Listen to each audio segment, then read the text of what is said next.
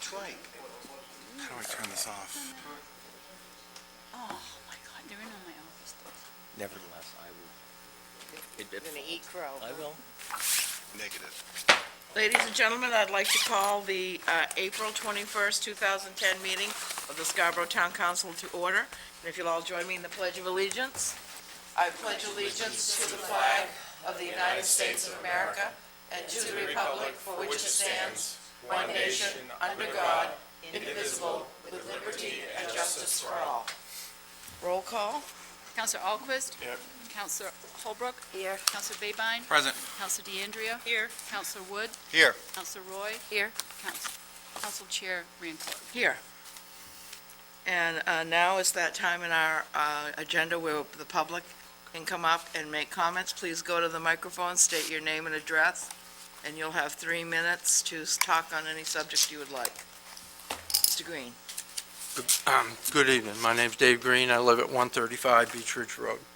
I'm here to talk about proposed changes to the RFM zone because I have a lot to say about it, so I'm going to use 3 minutes here. I'm going to take a general comment about the entire thing that deals with the RF and the RFM zone. And I want to throw this out because I've lived in this town my entire life, okay? One of the things that really gives me heartburn about all this is we deal with the RFM zone, the manufactured home zone. It was somewhere down the road 20 years ago, this piece, and that piece is going to be RFM. First of all, that property wasn't for sale, okay? And I understand the state apparently came in and said you will make some allowances for manufactured homes, but we're not doing any justice as a town to continue to play this little farce, okay? It's a farce, honestly. The RFM zones are not for sale. You can't go buy a 2-acre lot in any one of them. The people that can afford to put a mobile home on them can't afford to buy a 2-acre lot, let alone put a septic system and drill a well and all that. Now, if we really want to look at affordable housing and have manufactured homes in this town, if you don't, just say so. That's fine. I'm not opposed to that, but we've been sweeping it under the carpet for 20 years, okay? I would like to see it brought to a head and say, we're going to do something with this, okay? We have manufactured home parks in town. Allow them to expand or whatever they need to happen, but don't just say, we've got all this RFM zone. It's useless, okay? It's absolutely useless if you go look at it. Now, if the town wants it that way, that's fine, but let's admit it, okay? Let's not sweep it under the carpet. Let's just say, we don't want mobile homes. Now, the state didn't allow that, and they said you will have a place that allows mobile homes.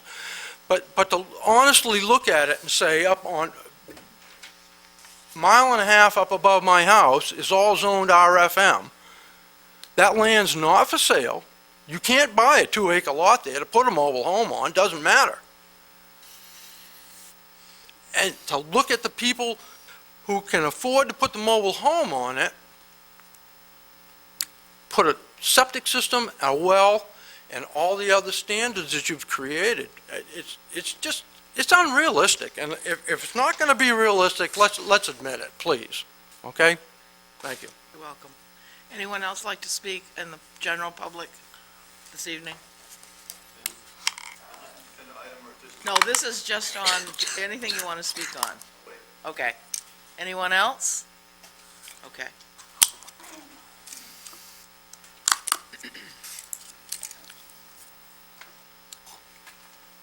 Good evening, Robert Baisley, 28 Dunstan Landing Road. How are you tonight? Fine, thank you. Good. I want to address an issue that came up or statements that were made 2 weeks ago by Mr. Wood and Mr. Babine. You questioned whether I was really sincere regarding water quality and things like that. And I have 2 questions for you tonight. And that is, what are you doing presently to help out the environment or preserve the environment. And Mr. two- Baisley, we don't address personal comments to anyone on the council. You can speak generally, but you can't speak specifically. Okay. Well, it was going to be an invitation. Okay. So, and I was going to ask if you'd like to be more involved in protecting the environment. And what I'm looking for is, I'm sure you've all heard of Friends of Casco Bay. I'd like to set up a similar organization for the Saco Bay area as well. And would definitely appreciate help in doing so.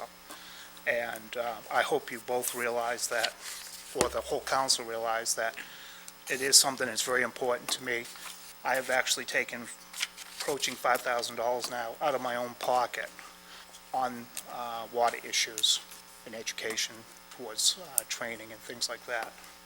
So, and that's all I have to say on that. Okay. Following up on, back in February, there was a seminar done on rising sea levels. You guys appropriated funds for that. And I'd just like to point out, that was very appropriate to do, due to the fact that in Scientific America magazine, a David Below is now suggesting that the sea levels will rise 12 times faster than that 100-year prediction that was presented to you. So, good job on go ahead with that study. That may pay off a lot sooner than the 100 years that was originally talked about. So, that's all I have at this point in time. Thank you. You're welcome. Anyone else on the open mic? Seeing none, I'm going to continue on. Could I have a motion on the minutes, please? No. Oh, there are no minutes tonight, so I guess we won't have a motion. We'll take that up next week. Adjustments to the agenda? Nothing this evening? And I've already signed the treasurer's warrants, and so, Okay. Town Clerk? Order number 10-23 is a 7 p.m. public hearing and schedule a second reading on the proposed amendments to Chapter 405, the zoning ordinance regarding the Rural Residence and Farming District, RF, and the Rural Residence Farming and Manufactured Housing District, RFM, and to create new definitions and performance standards associated with agriculture. I am going to take public comments, but I wanted to see if we wanted to do a presentation on this before we took them. Mr. Bacon. I'm happy to. Thank you, Madam Chair. As the council is aware, first reading presented these amendments, and they're really focused on updating our rural districts, excuse me, and the agricultural standards in those districts to really better allow for commercial agriculture, hobby farming, hobby agriculture, and to allow a wider range of uses that can go along with farming to help diversify farms, along with updating the zoning per the town's comprehensive plan. Since first reading, the planning board conducted their public hearing. The council should have their minutes. They provided some feedback. We've also received the Maine Department of Agriculture review and recommendation, and the town attorney has offered some recommended edits after some additional review he conducted as part of the planning board's public hearing. So in your packets, you should have an updated version of the proposal, and the changes are highlighted in yellow. And I'm really providing this sort of foreshadowing second reading so that you have that additional feedback that the Comprehensive Plan Committee has received since your first reading. And in terms of the high points of those changes, the State Department of Agriculture has identified the food processing and manufacturing rules and recommended that we include that in the standards that relate to agricultural processing, and that was the gist of their review and feedback. So the Comprehensive Plan Committee has added that language to what you have before you. The Planning Board, as part of their public hearing, discussed at length the allowance or lack of allowance of small and large farm animals in other residential zones as accessory agriculture. and they thought of the larger lots in, say, the R2 zone or denser zones that meet the lot size requirements for small and large animals that are proposed for the rural zone, and felt that it's really a sort of a lot size issue, and that if those properties in other zones have the requisite land area, perhaps it's appropriate to allow for small and large farm animals on those properties. So that's something the Comprehensive Plan Committee discussed and felt that the council may want to consider as you consider second reading in May. So that's been included. And the town attorney, in his review, is recommending an adjustment to the standards for bed and breakfast establishments to have a limit of 28 days for a guest as opposed to 186 days, which was borrowed from hotels and motels. And his thinking is really to prevent bed and breakfast from becoming something other than bed and breakfast, boarding facilities or condos or things of that nature. So it's a safeguard that he's recommending, and he's also recommending sort of a range of revisions that are more about consistency in the ordinance and process. They're not substantive changes, but they're sort of legal changes that he felt the council should consider. So with that introduction, I'll turn it back to the chair, and I'm happy to answer questions if any come up as part of the public hearing. Thank you, and I'm ready now to open the public hearing on order number 1023. Anyone wish to speak on this item? My name's Dave Green. I live at 135 Beach Ridge Road. I'm here to speak again. I'd like to address a couple issues that I have. Overall, I'm probably 95% okay with the changes to the RFM zone.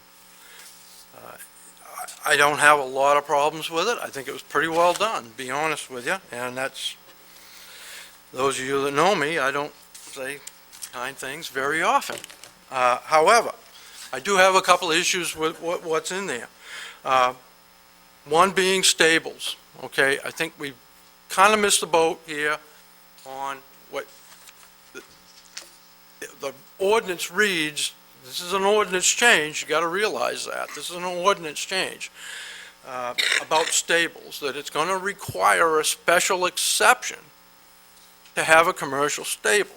And I don't believe that's very congruous with the RF zone, all right? Stables are allowed in farming zones. They should be allowed in farming zones. Now, whether you have 2 horses or 10 horses or 50 horses, I don't think that's the issue. It's a point, all right? Now, I can board 2 horses, and I've got a commercial stable in my barn. I've got a commercial stable, and I don't believe that I got to go in front of the zoning board of appeals and jump through hoops to have 2 horses in a boarded stable. I'm sorry. I don't believe that's right. My next issue that I have a little bit of heartburn with is if you go look at it, they're talking about day camps, not child camps. These are day camps that do specific things like teach people about farming practices, going out and looking at mushrooms in the woods, or trees, et cetera, bumblebees, all that kind of stuff, okay? For whatever you want to do. I don't see the criteria that someone who wants to have a day camp needs to have 10 acres. It can be conducted on a half acre. It can be conducted on 5 acres. I don't see where the 10 acre came into play. I asked that of the committee. I never got a response, okay? And I talked to Mr. Bacon about this, and he said, if you people don't like it, then you can change it. I'm asking you to change it because there's no reason to have 10 acre minimum to have a day camp, okay? If I want to conduct a camp at my house to go out in the back field and look at mushrooms, why do I have to have 10 acres? I got 2 acres, I got 5 acres, whatever. I can accomplish what I need to do. It's just a day camp, okay? Why 10 acres? Are we protecting the Broad Turn Road Farm? Are we protecting Camp Ketcher? I mean, those people all got 10 acres, and that's what I was told. Oh, they got 10 acres, and they're doing it. Why does everyone have to have 10 acres? I'm sorry, I don't see it. My last issue with this is the forestry. I squawked and squawked and squawked with the committee, and they did encompass forestry practices. However, I take a big issue with the fact that I can't bring any logs or any forestry products onto my property and saw them or turn them into shingles or whatever on a small scale. Small scale. I'm not talking hillside lumber. Okay? And if you adopt this ordinance, you're basically going to make hillside lumber a non-conforming business. Go read it. You're going to make hillside lumber a non-conforming business Thank you, because Mr. they bring logs in. So I ask that you consider that and look at the forestry end. Thank you. Thank you. Anyone else wish to speak on this?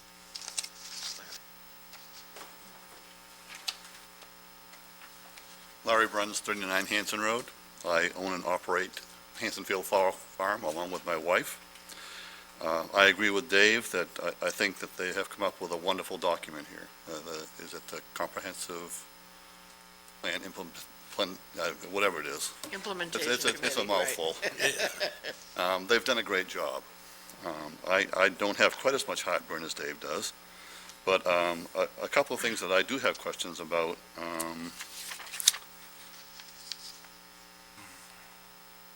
An agricultural products store requires site plan review, and I'm just wondering why. It's a 1,000, you're allowed 1,000 square feet, and I'm just wondering what threshold was crossed that requires site plan approval for that. Apparently, I could build a barn, I can build a stable, and they can be in excess of 10,000 square feet. And there's no site plan review required for those as far as I see with what is in front of me. I didn't go over the entire ordinance, but for what we're looking at here tonight and what is before you, I just wonder if site plan review is really necessary for a 1,000 square foot retail structure.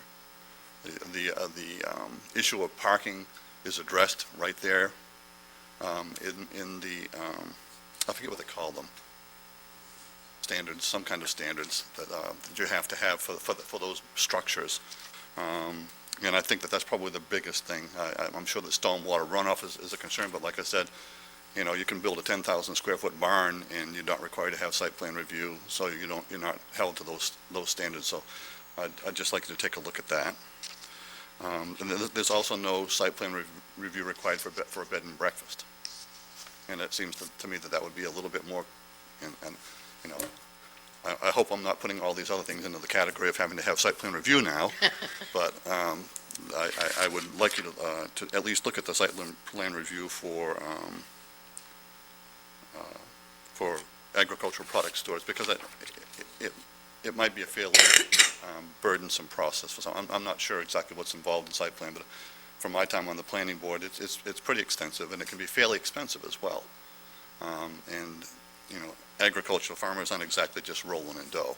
So the other thing that I would like for you to consider is off-premise directional signs. Currently, a business can have 2 off-site directional signs. That's, in other words, if my business is on the Hanson Road, I can have a directional sign on Route 1, and I can have a directional sign opposite the Hanson Road or near the Hanson Road coming from the Broad Turn Road. The only problem with that is unless I want to go before the Zoning Board of Appeals and get another sign, I can't put a sign on the side of the Broad Turn Road coming from Route 22.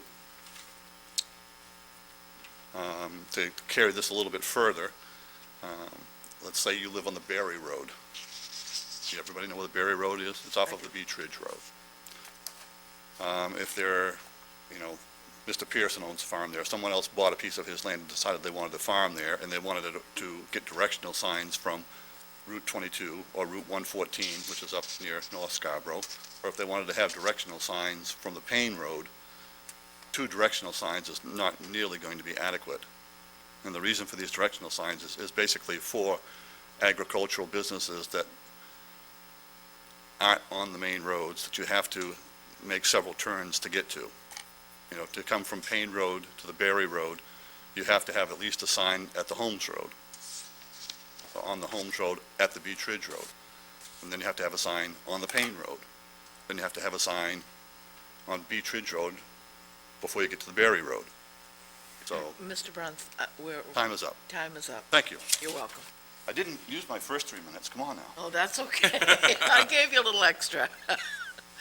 Anyone else on this issue?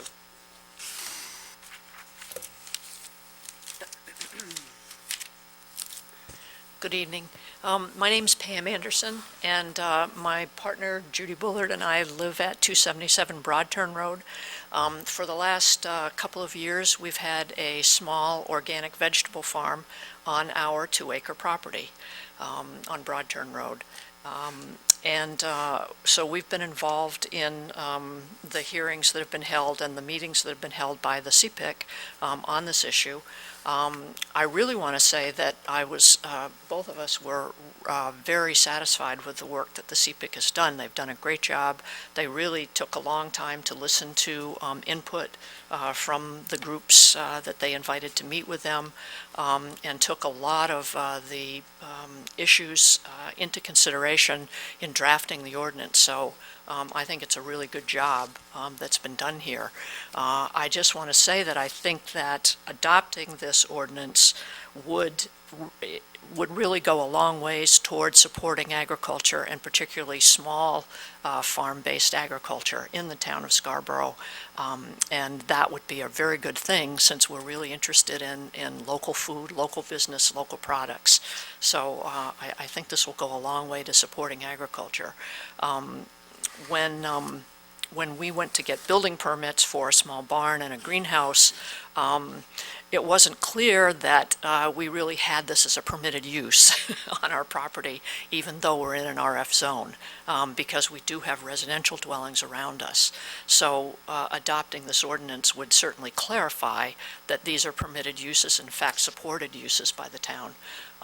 We like the sections on the farm stand because, you know, we may want to, we have a small CSA, a community-supported agriculture program. We may want to also run a farm stand out of our little barn. So this really clarifies what we can do, what we can't do, that we can bring in outside products if we wanted to sell someone else's jellies or honey, and that how much of that we could do that wasn't on our land. So I think all of the definitions and the performance standards really help clarify what our permitted use is and give us a lot of support in running those kinds of small operations in Scarborough. Thank you. Anyone else? Seeing none, I'm going to close the public hearing, and we would schedule a second reading. Do we need a motion to do that? We don't? Okay, good. We'll have a second reading. I think with the budget facing us, we're not exactly sure when, but it will certainly, if it's not at the next meeting, we'll certainly post when it's going to be. Actually, the motion, not the motion, but for May 5th. Okay. May 5th. Barring anything else, it will be May 5th, right? Madam Chair, what has to be? Yes. May I indulge the council, maybe ask Mr. Bacon, do you have the next date for the CPIC meeting? The reason I'm asking is that if it pleases the council, it might be fortuitous for CPIC to meet once before the public hearing, so we might be able to fine-tune some things here that could make the council more acceptive or agreeable to what's before them tonight. I'm not presuming that it's not agreeable to you now, but we might be able to cross a few Ts and dot a few Is. Next CPIC meeting is scheduled for May 21st, but we could certainly contact the members and ask that it be scheduled earlier to review comments heard tonight and respond appropriately before May 5th, so we can aspire to have a meeting prior to your next council meeting to keep things on track. Okay. All right, so it sounds to me that we might be able to schedule a meeting before the public hearing. And if we can, I think we can, since this isn't a motion, we could reschedule if necessary. Thank you. Is that true? Okay. Okay, next order.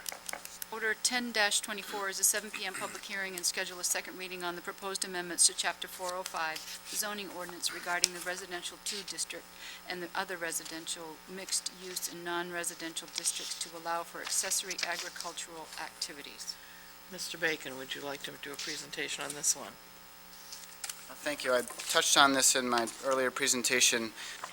These are the amendments that pertain to the other residential zones and mixed-use zones in the community, where it's proposed to allow for accessory agriculture, to make it clear that backyard gardens and personal farming would be permitted in essentially all zones in the community. It also clarifies that in the R2 zone, commercial agriculture is permitted through a special exception process, which is the current requirement in the agricultural 2 zone. It also allows for farm stands and agricultural product stores that were talked about at your previous public hearing, previous order, are also allowed in the R2 zone, subject to the special exception review process. So this is for those other zones and accessory ag. Thanks. Okay, I'm going to open the public hearing on, order number 1024. Me again, Dave Green, 135 Beach Ridge Road. I don't have a problem with doing farming or related agriculture in the other zones, okay? I really only care about the RF zone, which is where I live. However, attending all these meetings, I did hear individuals speaking, and as you're well aware, Portland, South Portland, and Westbrook, they've all had issues with how many chickens can I have in my backyard? Can I have beehives and all this? And now, if the public's not here to speak, so be it. However, there were individuals that spoke and said, I'm not sure I want 10 chickens on my next-door neighbor's property in an R1 zone, okay? So I don't know, but maybe before you just blanket do that, I get the feeling personally that a lot of this farming came out of the RF zone, all right? And that when the R1 zones and some of the other areas of town were discussed, this was not brought up. And I think quite possibly, and it may be at their own expense, that they're not here and they're not paying attention. But I think there are some people who do take a little bit of issue about chickens, pigs, goats, etc., on their next door neighbor's property where it's not a farm zone. So I'm all for it, okay? Don't get me wrong, I'm all for it.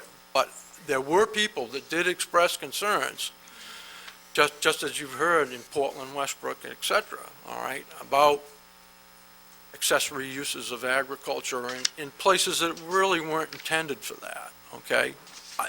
I'm all for it, but I think there are some people out there that they're going to take this as a wake-up call, I'm sure. Thank you. Thank you. Anyone else wish to speak on this item? Seeing none, I'll close the public hearing, and this will also be scheduled for May 5th. I do have a question for Mr. Bacon. In looking at this, I looked at the other areas other than R2. So can you specifically list for the public what would be doable in other zones other than RF and RFM and R2s? Yeah, there's, coupled with these amendments, there are amendments that highlight performance standards for accessory agriculture. And in those performance standards, it spells out that beehives would be permitted as accessory agriculture. The keeping of chickens would be permitted as accessory agriculture, subject to limitations depending on the size of a property that you have. Less than 10,000 square feet, property owner would only be allowed to have 5 chickens, and they must be all female. No roosters. And then there's standards for larger properties, and also the, sort of the maintenance of chicken coops, et cetera, in the denser areas was a concern of the committee. So there are a variety of standards as to how those coops are maintained, and limits on fenced in as opposed to free-range chickens, things like that. As I mentioned in my earlier comments, the planning board discussed at length the notion of whether or not small and large farm animals should be allowed in these other zones other than the RF. And small animals, per the definitions, are those that are typically less than 100 pounds in maturity, and large animals are in excess of 100 pounds of maturity, the cows, horses, larger farm animals. And currently, in the RF zone, for those 2 categories, you need roughly an acre or more for small farm animals, and you need roughly 2 acres or more for the large animals. So at second reading, the council may want to discuss whether those thresholds are appropriate for these other zones. Right now, it's not proposed in the language, but your revised version that the TPIC is offering to you includes that change, so that would be allowed in essentially all zones in town. Okay, and I know some of these things are coming up, but I just wanted to make sure, what you're saying is basically 100 by 100 lot can have chickens. Yes. Can they have other, like, he mentioned goats, pigs grow up to be more than 100 pounds. Pigs are large animals. Pot-bellied pigs are small.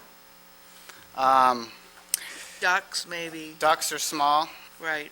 So they can have little things like that, but not, No, at first reading, what the council considered did not allow for small or large farm animals in these other zones under accessory agriculture. okay, At the planning board public hearing, there was discussion about that, and they, as a board, recommended the council consider opening up that allowance in all residential zones, so long as you had an acre for the small animals and 2 acres for the large animals. So we ask that the council consider that as you move to second reading. Madam Chair? yes.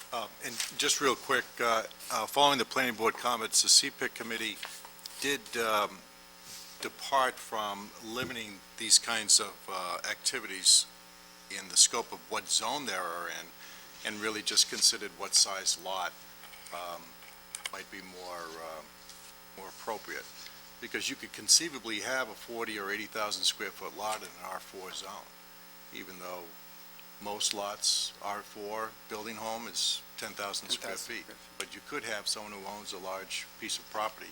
And our intent was not to limit these activities by zone as much as an appropriate amount of space that would be respectful of the neighbors and the residential activities that are going around them. Right, And if I may, just a subtlety in there is that we're only talking about accessory agriculture here in these other zones. We're not talking about commercial agriculture, which is allowed in the rural zones. So if a property owner started having 6, 10, 8 pigs on 2 acres, then questions may arise as to whether that's really accessory to the property owner. Maybe that's commercial. So the accessory definition and standards also intend to limit the scale of number of animals, et cetera, just by its nature.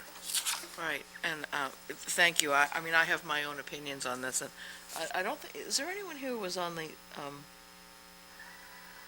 ordinance committee with me when I brought up this issue? I think you are not, none of you are on. I'm for having chickens on smaller lots. In fact, my property, which is quite relatively small, we always had chickens when I was growing up. So I'm not opposed to it, but I also recognize that people have more neighbors now than they used to, and the issues like that affect. So This is, I think, a good discussion. Thank you. No, the public hearing is closed. You can speak at the next one if you want, though. Okay, and so item number 1025. Order number 10-25 is a 7 PM public This is- hearing Oh, yeah. and schedule a second reading on the proposed amendments to Chapter 405B, the Site Plan Review Ordinance, Section 2, Applicability, Subsection B, Activities Exempt from Site Plan Review. And, yes, Mr. Bacon. This is a relatively straightforward amendment to the site plan review ordinance, and it intends to clarify that agricultural buildings don't require site plan review by the planning board. The barns and other facilities that Mr. Bruns commented on, it indicates that farm stands with no more than 400 square feet would not require site plan review. Is there anyone who'd like to speak on this item? Seeing none, I'll close the public hearing. And this is also, for now, scheduled for a second reading on May 5th. Any comments from the council on that one? Okay. Order number 10-26 is a 7 PM public hearing and schedule a second reading on the proposed amendments to Chapter 405C, the Shoreland Zoning Ordinance, Section 13C, Stream Protection 2 District. Mr. Bacon, you're a popular guy tonight. As introduced at your first reading, this is a text amendment to the Shoreland Zoning Ordinance regarding the Stream Protection 2 District. The next order proposes to apply the Stream Protection 2 District to the Nonsuch River, where currently the stream protection applies. It's mostly west of the Turnpike. And these amendments update the Stream Protection 2 to exempt existing dwellings that are within 250 feet of the stream from these standards so that they can expand. There's a dozen or so properties where there are structures within this 250-foot buffer. We heard from property owners in this corridor about that, so proposal exempts those dwellings so they can add on to them.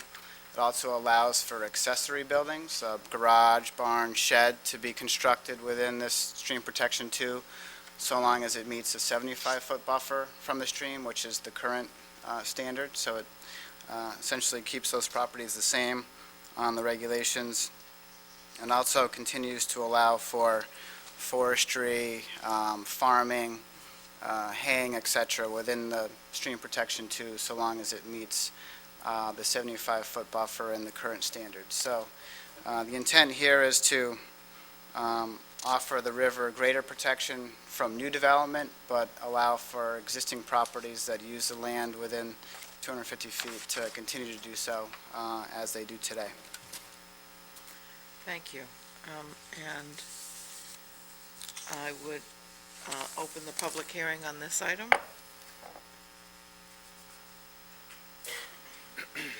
Yes. Dave Green, I live at 135 Beach Ridge Road.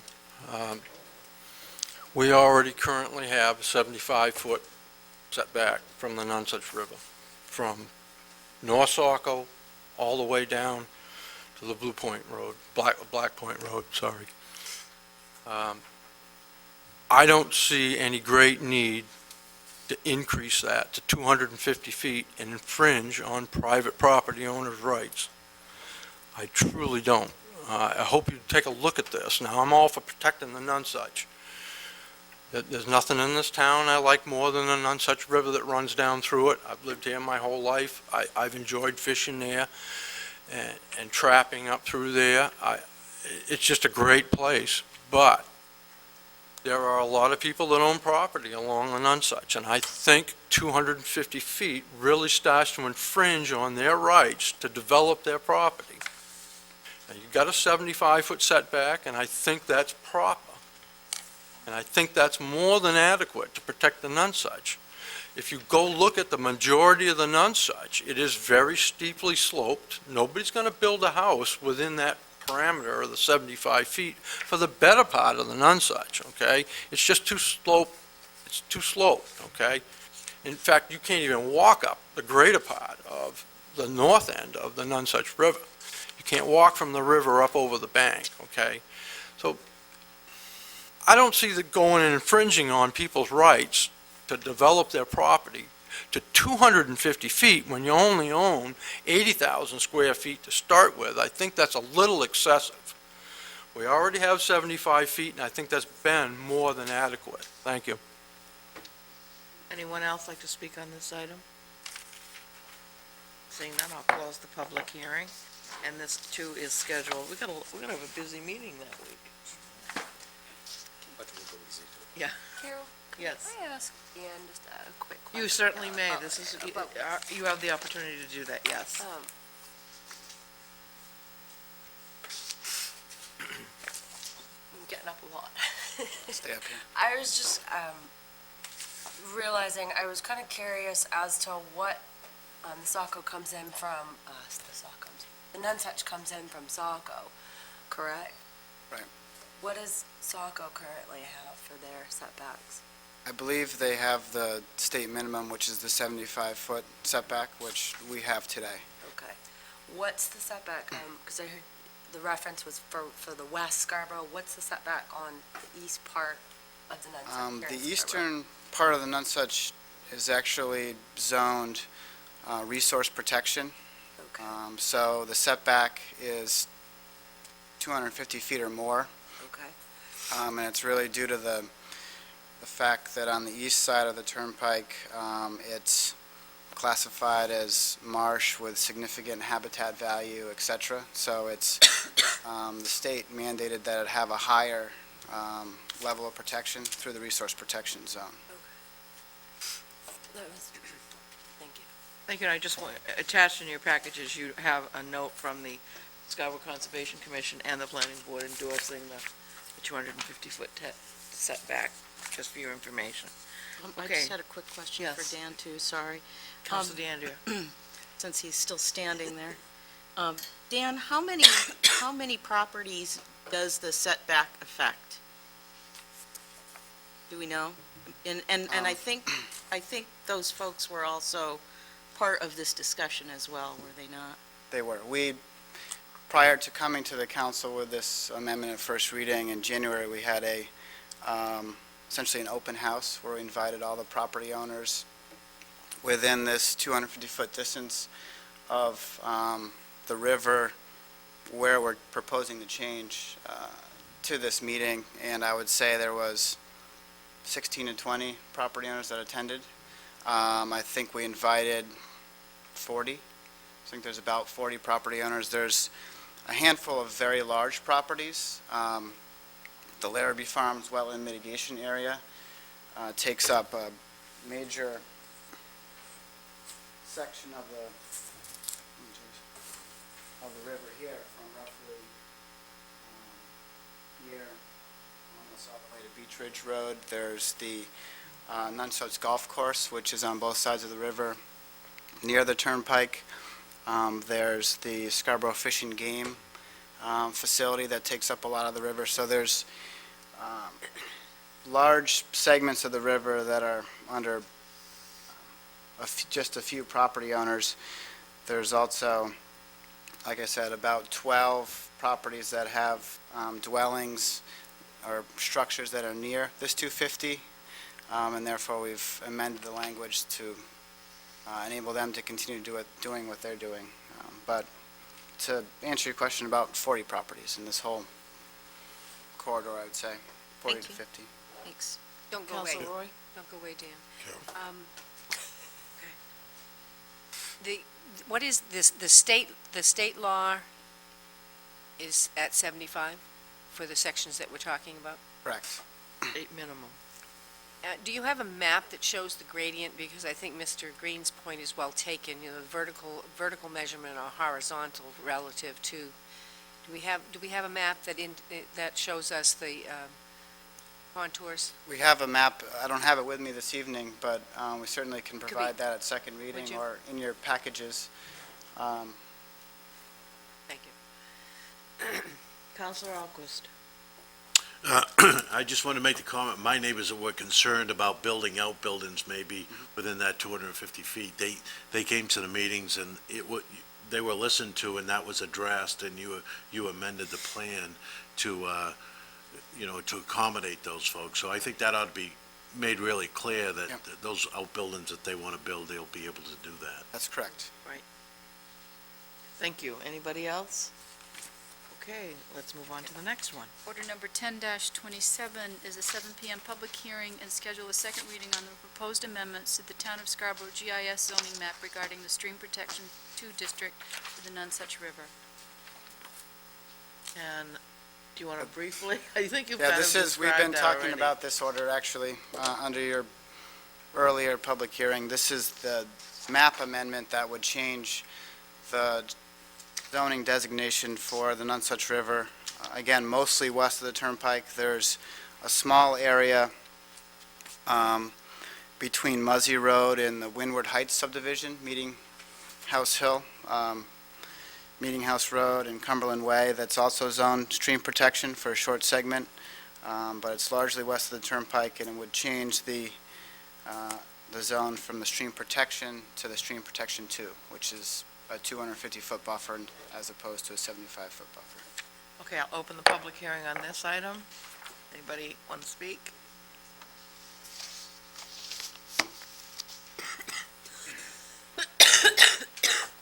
Dave Green, 135 Peach Ridge Road again. I'm all for protecting everything, okay? However, I keep watching what we're protecting, all right? And I live up back on the other side of the turnpike, and I see the Nonsuch being protected. That's a worthy cause. Every trickle that runs into the Nonsuch will be the next thing. That's all I'm saying. How far are we going to take this? We now protect vernal pools. I got to go out and look at what I got for vernal pools on my property now before I can put a house lot out there.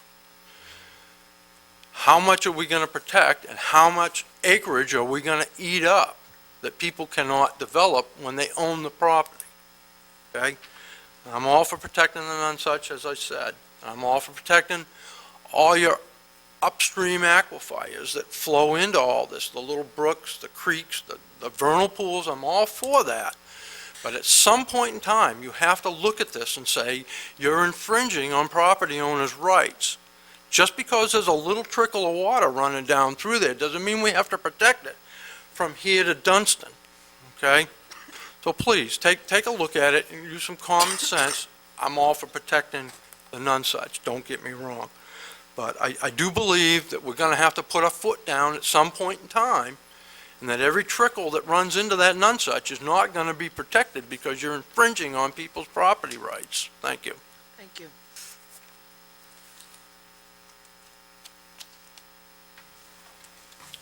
Robert Baisley, 28 Dunstan Landing Road. I am in somewhat of a disagreement with the previous statement, and I do believe that the 250-foot still may not be enough protection. The other thing I'd like to call to your attention, right now, there's new EPA regulations in front of Congress under consideration that may have an impact on the ordinance in the future. That's in the process of being negotiated there, so I don't know what the guidelines are going to be set, but they're going to be expanded from what they are at this point in time. As growing up, my grandfather had a dairy farm over in Gorham, and it had a number of brooks and rivers running through it. And the cattle did a tremendous amount of damage. They put a lot of silt in the water, they tore up the banks. The state came out and said, we need to get the cattle away from the streams. That was done, that was mandated across the state, the entire state of Maine. We have been improving. How much should we protect? That is open for debate, there's no doubt about it. But I will tell you, from testing water, looking at dissolved oxygen, agriculture does cause a problem for water quality. There's no way around it. It reduces the amount of dissolved oxygen in the water, and it will kill life within that water, both for plant life and, of course, that's the food for the fish, along with insects and stuff. So I realize that it sounds like an infringement upon private property rights. However, we do need to protect our environment as well. So that's all I have to Thank say. you. Thank you. Thank you. Anyone else? Mr. Burns? Larry Bruns, 39 Hanson Road. I really didn't come to talk about this tonight, but you've piqued my interest. I think there should be some compensation for landowners. You're asking them to give up the use of this land, but maybe if they do choose to develop their land, they can develop that at a higher density, if it's that big a thing for them. And as far as agriculture and stuff like that, I think agriculture is striving to do better as far as water quality is concerned, but the higher life forms have to eat too. Thank you. Anybody else? Madam Chair, Mr. Bacon can speak to the density. Oh, okay. Just like to clarify in terms of development potential, the Stream Protection 2 standards are written so that if there is developable land within that 250-foot buffer, the property owner is allowed to use that density in development so long as it's outside the 250. So for those larger properties, say there's some development potential near the edge of the slope where it dips down to the Nonsuch River, that density can be used. It just needs to be shifted away from the river, and it works well with the town's essentially cluster subdivision allowances where instead of 2-acre lots, a property owner can do 1-acre lots and have them clustered closer together and away from the resource. So the language is written to preserve the value or development potential, if you will, of the land in the 250. There's also a density bonus written into the standards if that land is developable within the 250 and the properties conveyed to the town or a land trust or a conservation organization, that development density can be multiplied by 50%. So there's an incentive to donate the land for preservation or public access. It's not a requirement, but it's an incentive to encourage that practice. So we've tried to compensate property owners for this additional regulation. Thank you. And I just wanted to say that that cluster development that Mr. Bacon was talking about, we have used successfully on some properties that border the marsh, and it really has been very effective. I'll give you a minute. I just need a second. Mr. Bacon was up there. You need to go to the mic, though. Here's me, Dave Green, 135 Beechwood Road. I'm just wondering how we measure the 250 feet. Is this following the contour where it goes up 60 feet before you hit flat ground again? Is this horizontal? How are you going to measure the 250? That's just a question.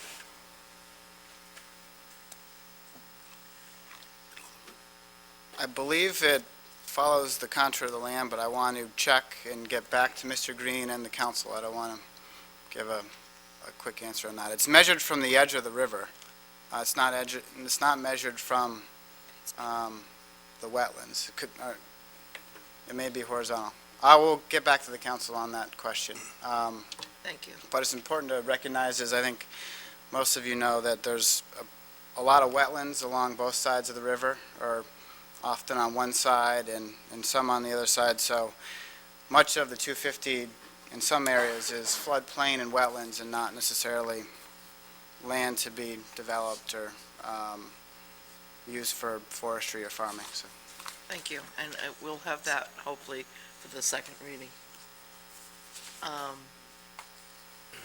think I need to close the public hearing now and move on to the next item. Order number 10-28 is a 7 p.m. public hearing and schedule a second reading on the proposed amendments to Chapter 405, the zoning ordinance, Section 6, definitions for home occupation, and add a new Section 9.5, performance standard home occupations. Sorry about that. Thank you, and I think this is also Mr. Bacon. Just move your chair right up there, Dan, I guess. My last one.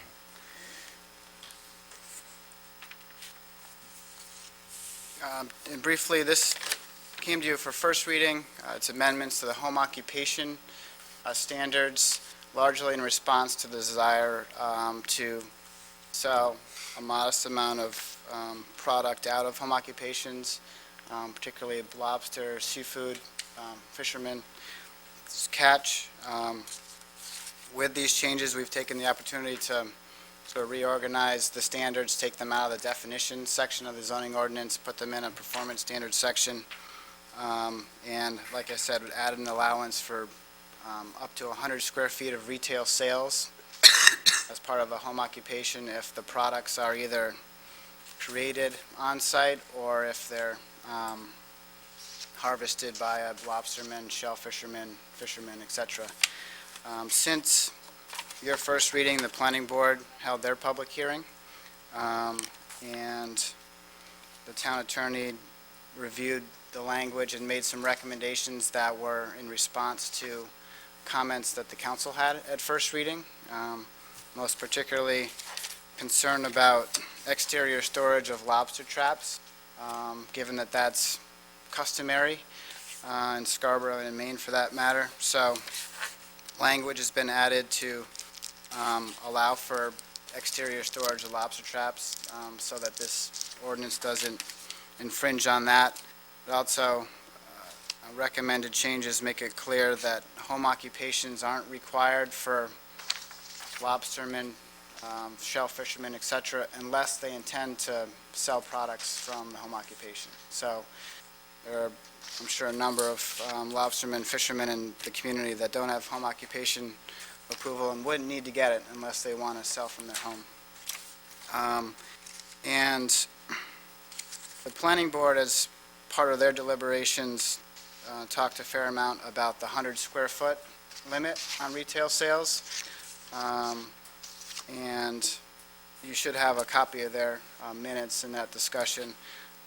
So they had concern that that might not be quite enough for some of the activities that or products that might be sold. So I just want to raise that as something to discuss in advance to second reading. So, thank you. Thank you.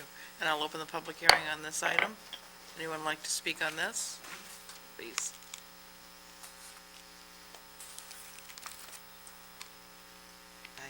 Hi, my name's Eric Thomason. I live at 162 Black Point Road.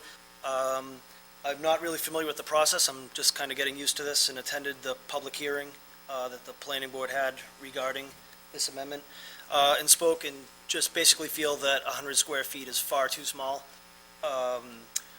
The committee members all kept me up for a little while and asked some questions, and it got me thinking all of a sudden, because of everything that's been talked about earlier tonight with farm stands, agriculture, why would selling lobsters or whatever differ from selling produce, I guess, as far as the square footage? Since a farm stand's allowed 400 square feet, why would fishermen suddenly be knocked back to 100 square feet? So I guess I would just ask you to consider keeping them, I guess, in the same ballpark, that the 400 square feet seems like a reasonable amount, and appreciate your consideration. Thanks. Thank you. Any questions from the council? Oh, still, continue.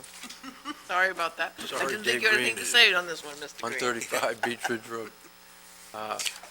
I had been reading the RF changes, and I thought we were going to encompass the lobstermen and the clammers under that to the sizes that were so noted as the last gentleman spoke. Now, come on, people, council members, 100 square feet's 10 by 10. That's not very big, okay?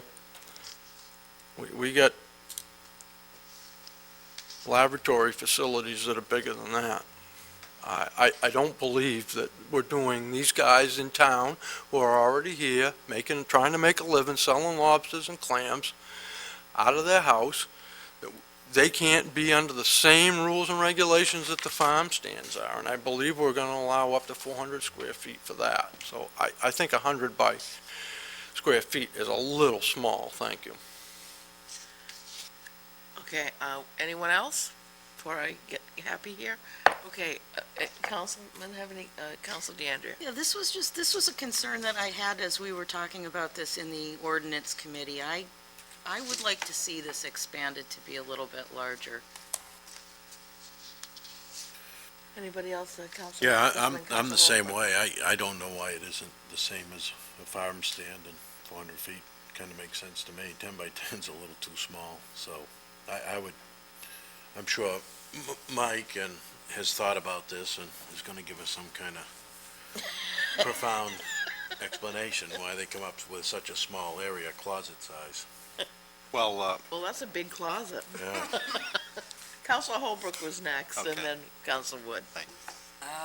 Yeah, I'll just echo that I think it should follow similar suit to the farm stands. But my question was, I don't recall, there's some wording in here about motor vehicle repair and motor vehicle towing businesses are not allowed as home occupations. I just, not sure where that stems from, because I don't recall that in the first runaround. Go ahead. Thank you. I failed to mention that the town attorney, like I said, reviewed all the language since your first reading as part of the planning board process, and the language in here is something for your consideration under his recommendation, in that he felt that motor vehicle repairs and motor vehicle towing businesses would be challenging to get approval for, given the standards in home occupations that don't allow for essentially exterior storage of anything but for lobster traps. And I think it's raised questions in the past, and I apologize for not identifying this as a change. This is language for your consideration for second reading, and it was something he recommended, and I should have raised that, so. How does that affect people that currently have a towing operation or a small garage out of there? How would that affect people currently doing those If they things? currently have a approved home occupation, and that's the use, then they're approved and they're not affected by this change. I guess they would be affected if they went to expand that operation. But if they exist and have gone through the proper approvals, then they wouldn't be affected. They could continue doing what they're doing. Thank you, and Council Wood. thank you. I could lie and tell you it began at 6 square feet. Jeez. What we're really talking about here, what we're focusing on, is a home occupation. And this includes folks that might occupy their home to produce agricultural, that's a separate type of discussion, really, as far as the agricultural piece. This is just about home occupation. And this is really an expansion, much larger expansion than what we presently have. So I'm a friend of those who want to use their home to live in, and as an accessory to that, sell or perform a function within their home that you could call an occupation. We were very, very sensitive to the fishermen out there, and that's why that's here right now, where it didn't before exist. We wanted to make sure that they were represented. Now, I'm not married to 100 square feet, but my best recollection is that we envisioned just an area of space that would actually be utilized to conduct the sale, the transaction, whether it be money or favor, a counter, and maybe a cash register, maybe not, maybe a tank, in the case of lobsters or clams. But we didn't envision an area that was necessary where folks might meander through and have a shopping bag or a cart and have an aisle to choose different products, fill a bag up, and then proceed to the checkout lane. We envisioned just an area where folks just transact cash in exchange for lobsters or shellfish, et So I'm certainly open-minded if folks feel that 100 square feet is too small. But what I'm a strong advocate for is keeping the residential feel of the neighborhood residential, because this is what it's about. I mean, it's not about bringing a full-fledged commercial operation that should otherwise be located in a business zone into a residential neighborhood. So my feeling really, I'm married to the concept that these activities should go on, it should be promoted, but the feel of it being a residential area should remain intact, that's all. So that's where the discussion on the square footage came from. Thank you. Councilor Babine. Thanks. A couple of comments. One is, I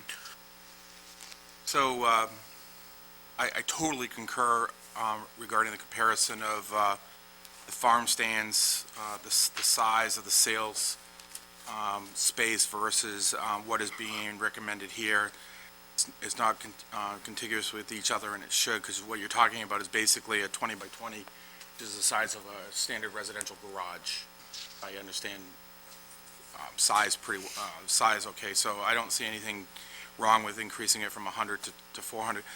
I did want to actually thank the council for allowing the council comments. Generally speaking, during public hearings, we don't get to speak on the matter at hand because we have the first reading and then the second reading. What I did want to suggest is that from a procedural standpoint, I think that, because we haven't, as a council, had a chance to talk about all these amendments that the legal has provided to us. So, because I can tell you that I don't agree with number 11, number 12. Number 11, it doesn't even make sense. It says a fisherman, lobsterman, or shellfish harvester need not obtain home occupation approval except to engage in retail sales allowed by paragraph 9B above. And 9B above simply states unfinished attics and basement spaces. So I don't see the connectivity between the two and why the reference, but yet that's something we paid an attorney to tell us that we needed to have in here. And I do agree with Councilor Holbrook regarding number 12 and vehicle repair shops that are part of home businesses. So I hope that we are able to actually review these later. Last but not least, I did want to suggest maybe going forward, it would be better to have legal opinion prior to the first reading. So that way we have all of those up front, so we can deliberate them fully before the public hearing, because, you know, we're hearing the public tell us something that we've just got for the first time and haven't even had a conversation around. So just a couple of comments. Thank you. And Thanks. Councilor Alquist, you want to add something? Yeah, I was just going to mention, Council Wood, I think in the situation of the lobstermen, and when they do it at home, I visited one, and there's a series of tanks involved, and that quickly would take up that space. So I think there's an argument to be made for a bigger space, just because it isn't going to work for them at 100. And so my point was the series of tanks that they need to have to keep the lobster alive necessitates for a larger area. Thank you. I just had a question for Mr. Bacon. This is related to all home occupations, and I know we had a discussion, I think I wasn't here when you had the first reading, but we talked about, you know, a person who just has a small garden and maybe sells some tomatoes or cucumbers at a little stand out in their front yard.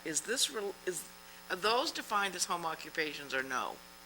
No, that's dealt with under previous public hearing, the accessory agriculture, where you're allowed to have, like you say, a card table or a small stand to So they don't sell. need to get defined as a home occupation? Right. Okay. And thank farm stands are for commercial agricultural activities. you. Okay, thank you. Okay, and that will also be on the May 5th agenda? I had just one more thing I wanted to Oh, okay. add. I just wanted to really concur with Councilor Babine about the motor vehicles. I sort of, again, when we were sort of hashing this out in the ordinance committee, looking back at number 5, storage of materials, I think that we should really look at the possibility of other things that could be stored outside other than just lobster traps. And again, that goes back to the motor vehicle repairs, number 12. So I think that those things need to be scrutinized just a little bit more. Thank you. And there's no more comments. Sorry about that. Okay, and now we're moving on to Order number 10-38 is the 7 PM public hearing and action on the new application for a massage therapist license from Lena Viner doing business at Calm Water Spa located at 144 US Route 1. I will open the public hearing on this matter. Anyone wish to speak? Seeing none, I'll close the public hearing and entertain a motion. Move approval. Second. Discussion? Seeing none, all those in favor? Thank you. Order number 10-39 is a 7 PM public hearing and action on the new request for a food handler's license from Carl Dittrich doing business at Atlantic Cookie Company located at 11 Washington Avenue, and Holly Biscuits doing That's okay. doing business as Dunstan's Corner Deli and Pizza located at 618 US Route 1, and this is a transfer of ownership. I think they should have brought samples for us to pass before. Okay, I'll open the public hearing on this. Anyone wish to speak? Seeing none, I will entertain a motion. Move approval. Second. Discussion? Not only should they have brought samples, we should get a sample of the massage therapy as well. Yeah, absolutely. I could use it. My neck is a little stiff sitting here. Okay, all those in favor? Thank you. Under Old Business Order 10-40 is act on the names posted to the various committees and boards as recommended by the Appointments Committee at the April 6th. And that's Counselor Babine?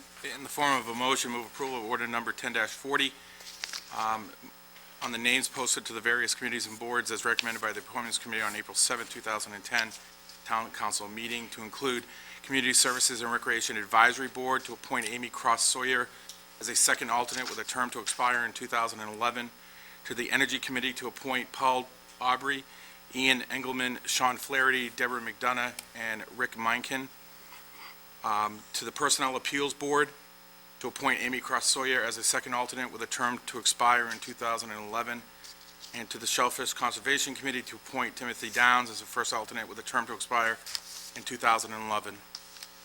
Can I have a second? Second. Thank you. Discussion? Counselor Babine? I just wanted to, totally in favor, and we want to thank all of the citizens who have put their names forward. It's always appreciated, a lot of time, so thank you. I did want to suggest that at the next meeting, because I forgot to mention this, I believe there are terms assigned to the Energy Committee, so I think that for now, at least until the next meeting, we could still appoint these folks and then do that at the next meeting. Okay. There'll be staggered appointments. Correct, Right. on 3-year terms. And because I'm the council rep to the Energy Committee, I would remind the public out there that there are 2 more vacancies on that Energy Committee. And it's really an exciting committee because it's helping the municipality move toward much greater energy efficiency, and hopefully will lead to a lot of reduction in tax dollar need for energy. So 2 more vacancies, so we'd love to have 2 more people. Any other comments? Seeing none, all those in favor? Thank you. Under new, under new business order number 10-41 is a first reading and refer to the planning board the proposed request from Douglas Libby for an amendment to the GIS zoning map for a portion of tax map R54 Lot 23, 196 Forum Road from RF to VR4, and Mr. Libby and his engineer are present. And I believe we have some visitors in the audience who right here. Would you like to speak on this?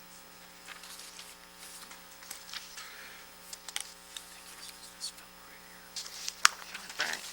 I believe Mr. Frank is coming up. Thank you. Thank you, Madam Chair. My name is Sean Frank. I'm a civil engineer with Sebago Technics out of Westbrook. With me tonight is Doug Libby, the owner and applicant of the property. It's relatively straightforward from our standpoint. We would ask that the council consider this at the first reading to forward it to the planning board in association with the rezone of a portion of his property, approximately 6 acres of his property, from RF as it currently is to VR4. As the map depicts along Gorham Road itself, the property is zoned VR4. It's the back portion that is RF. So basically we have dual lots. It is along the Nonsuch River, so there is resource protection in that area as well as shoreland zoning. Certainly those zones will still be associated with the Nonsuch. We don't have any specific development schemes associated with this. Obviously, it would assist us prior to starting that process if we had a single zone so that we could create a single type of neighborhood there, same type of lot size and those types of things. There is municipal water and sewer available to the property, and it just seems to be a logical extension of the zone. As you can see, the abutting property to the south and to the east is in fact located within that zone. With that, Madam Chair, I would be happy to answer any questions that the board may have, the council may have. Thank you very much. Thank you. Does anyone have questions for Mr. Frank? Councilor Babine? Quick, for us graphically Counselor. challenged counselors, the white, I think it's called Whitetail Way. Yes. That area, that is the same zone that you're looking to change? That we are requesting to be zoned to, Different that is triangle. correct. Okay, thank you. That's what I thought. And it's the red part you want to rezone though, right? Yes, I'm not real good with colors, pinkish red, that's correct. Yeah. Council Wood? Thanks. Good evening, Mr. Frank. Good evening, Mr. Wood. Been a few years. Yes, indeed. Welcome back. I was going to ask the same question as Council Babine. Thank you for that. In your documentation, it says that you have no development plans, and I know that's really the purview of the planning board. But that, I read that correct? Yes, that's correct. We don't have a specific plan in place, but we are looking my first meeting with Mr. Libby was, it's basically 4 units per acre for the front half of the property, if you will, and 1 unit per 2 acres to the back half. So in terms of a development scheme associated with that, again, even under the cluster subdivision requirements today, that doesn't provide an awful lot of flexibility. It just doesn't seem, how do you meld a neighborhood where you have such a disparity in lot size? Again, from our standpoint, we have your municipal services there in terms of sewer and water. You do have the zoning there from shoreland and resource protection, which I think will provide the adequate protection to this river itself. And again, we're certainly a long way from that, but we'd at least like, prior to starting that process, at least have a single zone to allow us to begin the design process. What is the total acreage of the property? There's 16 acres altogether. On this side of the river, there's probably, 12 perhaps, and the portion we're asking is about 6. So you're asking everything that's been depicted in the fuchsia? That's Oh, correct. okay. But again, as you'll know, this resource protection is shown on the map, but that's really as a guideline, if you will. So we've how actually many developable acres? That's what we're talking about. It's about 6 developable acres is what we're And talking you have access to 114 Yes, we on do. the property? So does it? Approved right away. Mr. Libby, do you? Excuse me, I'm sorry. Sorry. I'm just clarifying, that piece on the front of the fuchsia, is that also his property? A portion of it is, yes. Okay, so there's 50-foot or greater right away. That's correct. It's actually about 80 feet. Okay, thank you. Thank you, John. Thank you, Madam Chair. Anyone else have questions? Seeing none? I'll entertain a motion. Move approval of order number 10-41. I'll second. And this will be referred to, as part of the motion, will be referred to the planning board for its consideration before it comes back to us. Any further discussion? All those in favor? Thank you very much. Order 10-42 is a first reading and refer to the planning board the Fifth Amendment to the Contract Zoning Agreement 9, New England Expedition, Scarborough LLC of Chapter 405, the zoning ordinance. And I believe we're going to have a little presentation. And I'm not sure if it's going to go up on the TVs or here. TVs, okay.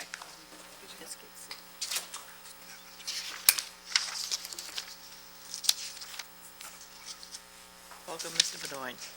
Thank you, Madam Chairwoman. We're here tonight for the first reading, but I'd like to, if we get the TVs up and running here momentarily, do a brief history of where we've been. The first thing I want to do is have a sort of outline what we're doing tonight, which would be the next slide. Tonight we're going to do a brief review and kind of go back and take a look at what contract zoning is, as we did during the workshop. Then take a quick look at the original contract zoning agreement, because I think there's a few misconceptions floating around out there. Take a very brief look at the amendments that have come before now, and then take a hard look at the proposed amendment that we have in front of us tonight. This packet will be submitted to you individually, and it will also be a part of the record. So to the extent some of these things are a little hard to see, you're going to get individual copies of this, and it'll be around afterwards. Thank you. Case in point, the aerials are a little hard to see, and I don't think we need to go into great depth because most people know where we are. The aerial on the left is going to be the Cabela's project called the Gateway Shops, and the project on the right is the Gateway Square. That's the office component of the project. The next plan I put up for a basic reason to show the original subdivision plan, and as you will note, it has a sea of parking on it, which is a little hard to see from that distance. And part of what we learned through the process is that we didn't need as much parking as Cabela's told us that would be needed. And the result is that when we have now gone through the planning board several times, if you go to the next plan, you can see that we've kind of filled in with additional uses that then bring it into compliance with the parking code. So at the point of original subdivision and the original plan, we were way overparked.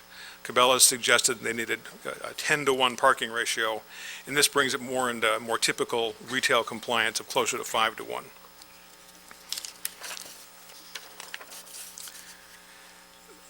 For the people who don't understand the process, there's really only two ways to change the site plan, and that is through the planning board or through contract zoning. And obviously, tonight we're going to talk mostly about contract zoning. And on the next slide, Gary, you can go to it. Contract zoning really has two parts by definition. The first part is that it is indeed a contract that's between the town and between the entity, and it becomes part of the Scarborough zoning ordinance. So that if you want to see all of the text related to either the original contract or the amendments, if you go to the zoning ordinance, they're actually an appendix in the back. It becomes part of the ordinance. Two salient sections here. Under the first part, it says that the contract which allows reasonable uses of the land that would not have been permitted under the existing zoning district regulations. And then the second part is that it has to be in the public good, and that the proposed contract zoning is in the public interest and will have beneficial effects on the town as a whole.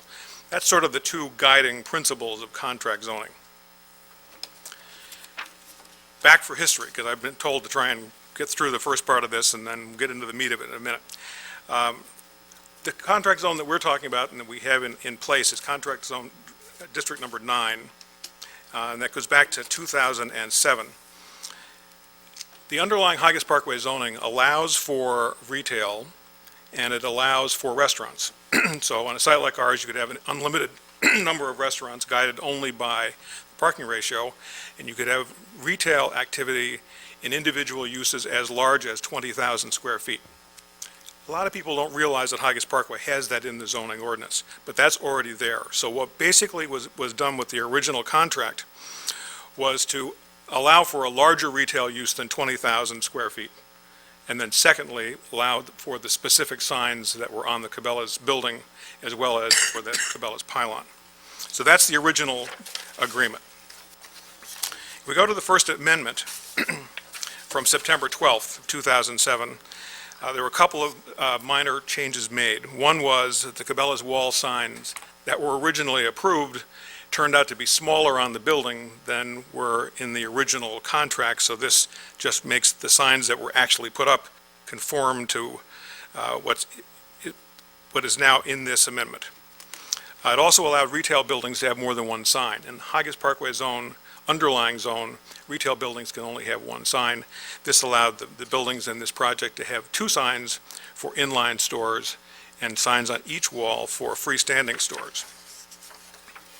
That was a pretty straightforward, fairly simple amendment. The next amendment from later in 2007 was when we thought we had Andover College attempting to relocate its facilities to Gateway Square. And so as a result, we had to make these modifications that would have allowed for Andover College to come, but in the end, they located out on Western Avenue in Portland. So while this is there, it affects future educational institutions that we might have, but really became not an amendment that we have had to rely on. In 2008, we had the third amendment to the contract zone. Here again, it was a minor change to the Cabela's pylon sign. Once again, the original pylon sign that was approved in the original contract was larger than the one that was actually built. All this does is it conforms the existing sign to this amendment so that we show what's actually been built out there. It also allows for banners on certain parking lot and driveway poles. And these are the ones that are the fancier poles, you can see as depicted there. And then on the next, you can see an actual one, because they're obviously in place now. And then on the next page, you can see that they were very specifically located. So that particular kind of pole only exists where those little orange dots are, and that's where those particular kind of banners exist. Those are the ones that have some advertising on them. And as you can also see, that's the picture of the actual sign that was built, rather than the one that was larger in the original agreement. The Fourth Amendment, which you're very familiar with, which was just adopted, basically extends the timeline for substantial completion. I don't need to dwell on that because that's recently been adopted by the council, so you're familiar with that. And that takes us to the proposed Fifth Amendment. The Fifth Amendment is really about two kinds of activities. One is about additional changes to signage, and the second is with regard to some additional uses that we'd like to be able to have in this particular contract zone. The very first one that comes up, however, is one that Tom may want to speak to, and that is, this is a change that would allow for certain kinds of signs over doorways like the one that exists at Famous Dave's today. There was a little bit of a misinterpretation between the building department and between what Famous Dave's wanted to build, and they wound up with a sign that is currently the subject of a court fight that I think you may want to speak to, because this should resolve that court issue. Why don't you continue on? I'll speak to it a bit further after. I don't want to break up your... Okay, fine. That's fine. But that's really what number one does here.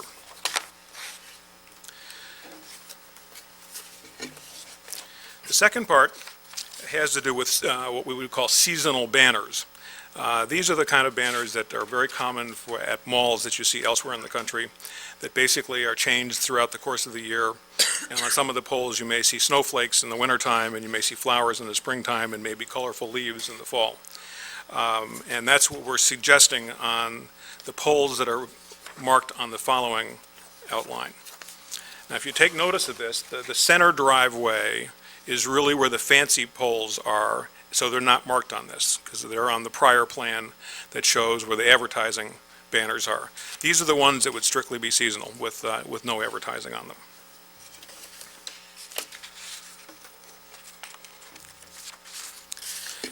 The next part is what we have suggested is that we'd like to have an additional sign be placed on the pylon that already exists out on the Cabela's sign.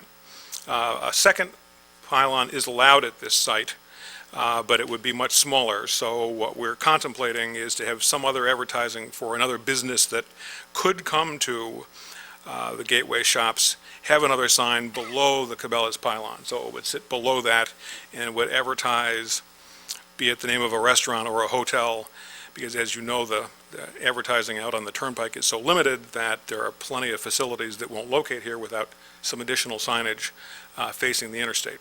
And that's what this would accomplish without putting a second pylon out there. It would also be some relief in terms of its size. And we expect to talk to the planning board about its size and what it would look like, but that's what this particular piece is about. And I think there's another picture there. The next part under signage has to do with the fact that we'd like to be able to have a business directory sign that would allow for the tenants who are in the area farthest to the south have signs that are closer to the turnpike ramp. The ordinances in Scarborough really allows a fork in the road, and if you take the fork that says we wanted to do the Cabela's signage on the rock walls and the Gateway Shops, then you're prohibited from having the tenant directory. And what this does, it allows us to have the signs on the rock walls as well as the tenant directory that's already prescribed in the ordinance. So the size of the sign that you see here is the size of a typical tenant directory. We haven't decided on any kind of design yet. These were a couple of things that were floated by our sign contractors, you can see here. And obviously that'll be, we'll get specific get to the planning board level as to what it would look like.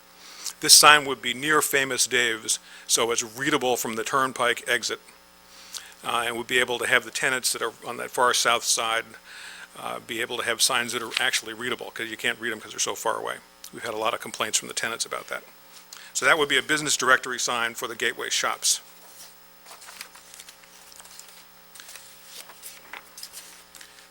As you approach the main entrance to the Cabela's facility on Payne Road, we've had a chronic problem at the time of construction through even today, that lots of tractor-trailer attempt to go up the main driveway. And the geometry is such that you really can't take a tractor-trailer up that main driveway without eventually driving over curbs and flower beds. So what we've had to do is, you'll see in the next picture, for a long time we've had these signs sitting there that we've been allowed to have sort of, not really. I mean, the reality is these signs are not supposed to be there, and what this would do would be memorialize the fact that they are indeed there, probably change the design of them somewhat, and really help the truckers understand that it's the second driveway they need to get to and not take that turn at the first driveway. I think we've been told by the building department that these are probably not correct signs, but they've let us keep them up only with the knowledge that the truckers really have had a terrible problem coming up that main driveway. Similarly, as to Gateway shops, for Gateway Square, we are also proposing a tenant directory sign. And here again, this just leaves us the latitude, not really knowing what's going to land in Gateway Square as to how many tenants we may have over there. I mean, it could end up being 2 large buildings, in which case the signage on the rock walls would work. It could end up being a series of 8 or 10 office buildings that would require having some kind of signage out by the road, and you couldn't put it all on those stone walls. So this would be another tenant directory similar to the one for the shops that would provide some guidance for who's inside the Gateway Square without having to drive in to find out who's there.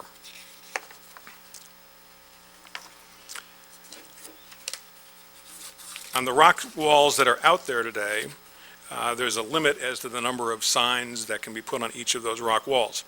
And so what the next section is we're suggesting that as many as 3 businesses be allowed on each of those stone walls that are in place. And you can see those are the existing ones on Payne Road, and then the next slide are the ones that were built on Higas Parkway. This part of the suggested change does 2 things. It provides for more signage on the individual rock walls, and it fixes the anomaly in the code that doesn't allow us to have a second set of signs. So at the moment, we're not able to have any signs on those 2 rock walls that are on Higas Parkway, because we have signs on the rock walls on Payne Road. So I think it's a fix that most people are going to think we really need to do.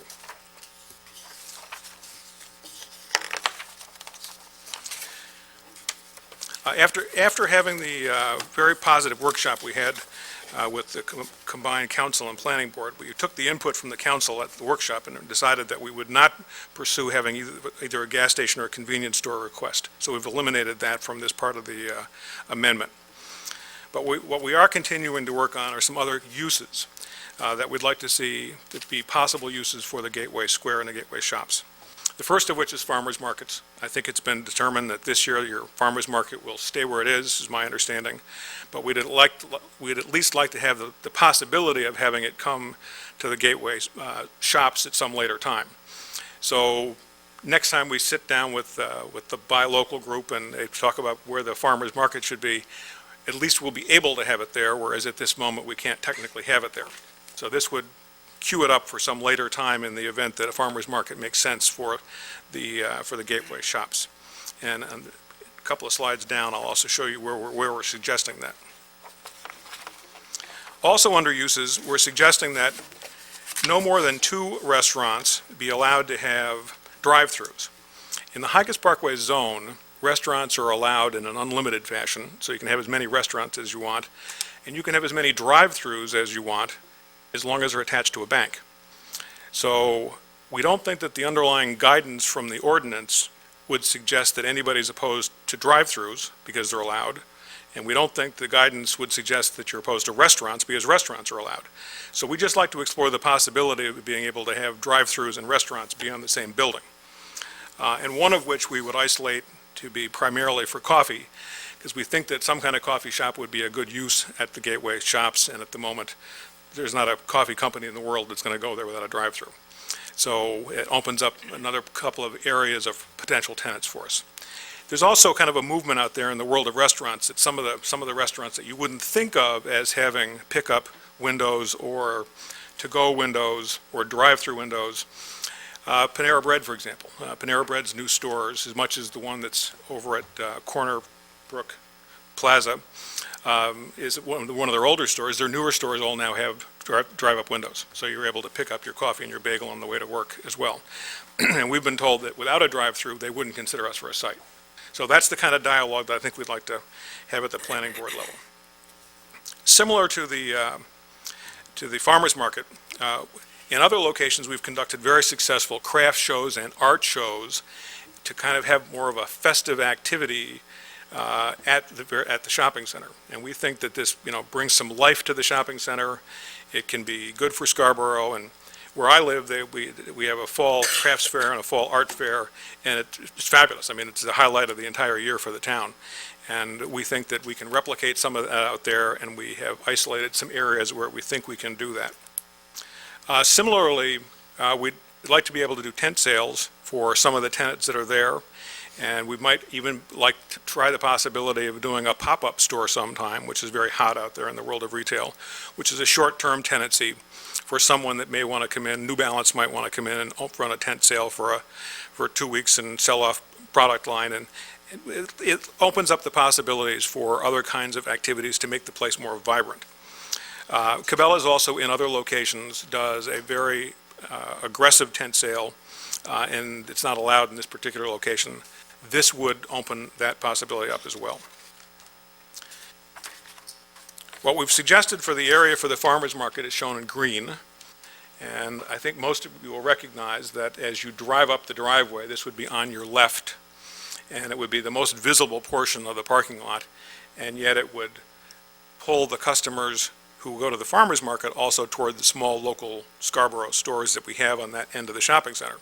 So we think that's the healthy place to probably put the farmers market. It also puts you closer to where the bathroom facilities would be, and some indoor storage facilities would be that the farmers market might be able to use in between Sunday hours. So that's what we're suggesting, both for the farmers market and for the craft show. And last but not least, this is the area that we're suggesting for tent sales. In the area in front of the small stores, there again, we drive traffic to the area of where our small Scarborough-based tenants are, which we try to support. And then in addition, there's the large tent area up next to Cabela's, which is about the size of the tent they sometimes use at other stores for their annual tent sale. And obviously, we would want to work with the planning board to talk about how many times per year and what the size of this would be, and how what are the proper permits to hold for each one. Next steps in the process, because that's really the short description, and Tom may want to come back and go back to that lawsuit issue, is that basically a first reading tonight, and then if the council passes this on to the planning board, we would be at the planning board on May 17th, and then come back to the council probably in June. So that's sort of the approximate schedule as we sit here tonight. Tom, that's the Reader's Digest version. I appreciate your brevity. Just let me loop back to the point Gene made. The first proposal will, in fact, help satisfy an issue, the current issue that the town's working on, totally unrelated to this proposal, but conveniently it addresses an issue. There was a matter before a zoning board brought by Famous Dave's regarding their takeout or to-go sign. That matter is now before the Superior Court in an 80B appeal, and we need to find a resolution to it. Staff believes that this proposal, although it will certainly afford other opportunities, will actually satisfy that as well. So I just want to point that out, that one proposal will help the town with that particular situation. Thank you, Thank Mr. you. Bedoin. Does anyone have any questions of clarification for Mr. Bedoin? Councilor Babine. Without having to go back to all the pictures, I'm going to try to remember where they were located. Regarding the signs, are they primarily, the amendments, intended to satisfy most of the existing occupants, or is it really for the marketing of the remaining unoccupied property? In the case of the shops, in the case of the retail side, it really is to satisfy the needs of the tenants that are in those two buildings that are quite a ways back from the road. They've suffered for, their signs can't be read from that distance. Even though there's a fairly liberal sign law in Scarborough as to how big their Right. signs can be, they really can't be read from that long distance from the ramp of the interstate. In the case of the square, it would be more of a marketing event. The fact that people would know that they could put their sign there would make it a more attractive place to locate. So the second pylon, I think you showed a picture, it had Cabela's name on it. Is that second pylon for a Cabela's sign itself, or is it for, that was just an example? The it's really portion- for a new tenant? The portion of this that would be directed at the Cabela's pylon is for one singular purpose, and that is to take the existing pylon that's out there and allow for another sign underneath it for either a hotel or a restaurant or some other business use that's within 1,000 feet of the turnpike, that's the state law, that would get their name out on the highway. That's for marketing. That's to try and attract a hotel or attract the ephemeral Cracker Box, or Cracker Barrel that we were never able to get. Right. Who've always said if we had signage on the highway, we'd consider your location. Well, I thought that was an issue about the color of the roof, but okay. Thank you. Any other clarifying questions? No questions, but just a comment. No, I want to, I want to open it up to the public. Oh, okay, public sorry. Go comments, questions, and then we need to have a motion before we go on to comments. So, thank you, Mr. Bedoin. I'm going to, if anyone would like to speak on this issue, the floor is open to you. Seeing no one, I'd like to entertain a motion then. I'll move approval of order number 1042. First reading, refer to the planning board, the Fifth Amendment to the contract zone agreement between New England Expedition and Scarborough LLC. Second? Second. Discussion. Counsel DeAndrea? Thank you. I just wanted to clarify, there's no connection between buy local and the farmer's market. That was strictly the farmers, the vendors of the farmer's market who overwhelmingly wanted to keep the farmer's market where it is. So buy local, no connection. Just want to Okay. make sure that that's very clear. That's inaccurate. Counsel Babine? There's a couple, generally speaking, I think that 95% of this proposal, particularly that around the signs, is definitely logical and acceptable. I think that the fact that it resolves an existing issue is poignant, although I just know I'm going to get a couple of phone calls that ask, why is it that we went to court over a to-go sign? But yeah, we acknowledged in the presentation here that there's signs that were permitted that weren't actually contracted for another tenant. So I think that we need to be aware of when we allow it, when it's outside of the contract, or when we allow it outside of the law, for some, but not for others, and we go a little bit too extreme. So I just know I'm going to get phone calls. The problem that I had, and I expressed this to some extent at the workshop, is I think we need to be aware of that, what the impact of these amendments do on a long-term basis. And I'm looking at substantive changes, such as extending the timeline for the assessed value to reach its original economic gain that we thought of. And as we change the design of this particular contract, that's entail is going to also impact how fast we get to that assessed value. And so I have to question whether or not, by putting in a farmer's market or options for parking lot sales, whether or not that decreases the value long-term of the entire project. Because I think that it's fair to say that the Cabela's and the expectation of what Cabela's was going to draw by itself to the plan really was the driving force around the assessed value. And I think that as we change some of these design in a piecemeal plan, which is what these amendments do, we're going to see that we're not going to reach the assessed value that the original plan, the original contract zone asked for, even with the timeline that we have. So, you know, I question if there's some diminishing value in this contract zone for the public as we keep amending it and waiting for something to happen. So I kind of have to, I've got a couple of meetings to get myself around that, but I do have a concern, particularly around number 7 and number 8, B and C, which deal with substantive issues around that. The others, to me, around signs, and I think that's only logical to help promote the existing businesses and any new tenant. But we're seriously changing the concept of what was there based upon what we agreed to in our TIF, which is the people's money. So that's something to at least consider for myself. Anyone else? Councilor DeAndrea? You know, it's hard to believe, Counselor Babine, that I've agreed with you 2 or 3 times this evening. I hadn't thought of that, but I think you make a good point. I have some serious reservations about all of these changes.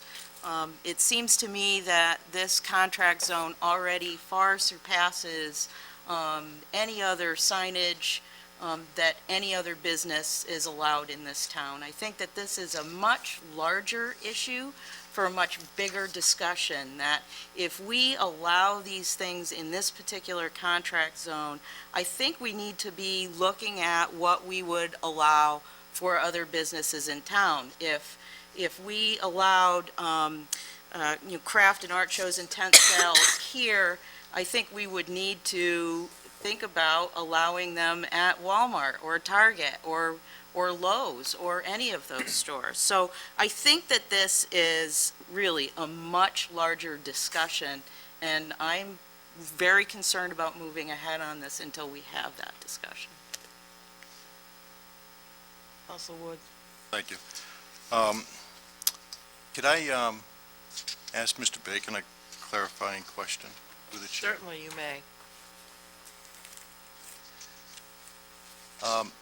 Dan, in our normal, say, a B2 zone, can a business such as Walmart or Lowe's apply for a permit to do a tent sale?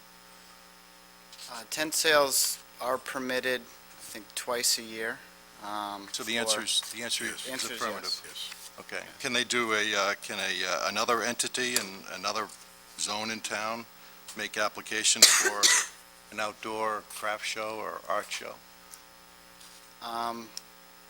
Only in the B2 zone if they're 1,000 feet away from a roadway, or So it's, I believe a so it's an a way. outdoor So sales within it's an 1,000. outdoor sales limitation in the Higas Parkway and actually in most zones, but for the B2 zone. And I didn't hear that quite. Could you say that again, Dan? Part of the issue with the craft shows and these events where the sales is outdoors is that it's not permitted in pretty much any commercial zone except for the B2 zone if the outdoor sales occurs 1,000 feet away from a public roadway. So there's very few places where that can occur. Scarborough Downs has those type of events because they meet that criteria. The earlier question was tent sales, which are allowed twice a year, and it's essentially a special provision to have outdoor sales twice a year for a certain amount of time. Okay.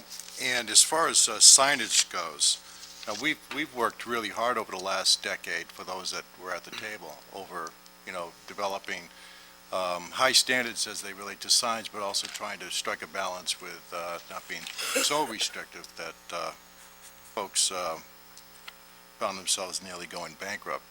Now, this contract zone here strikes me as being more restrictive than less restrictive, generally speaking, of our sign ordinances throughout town.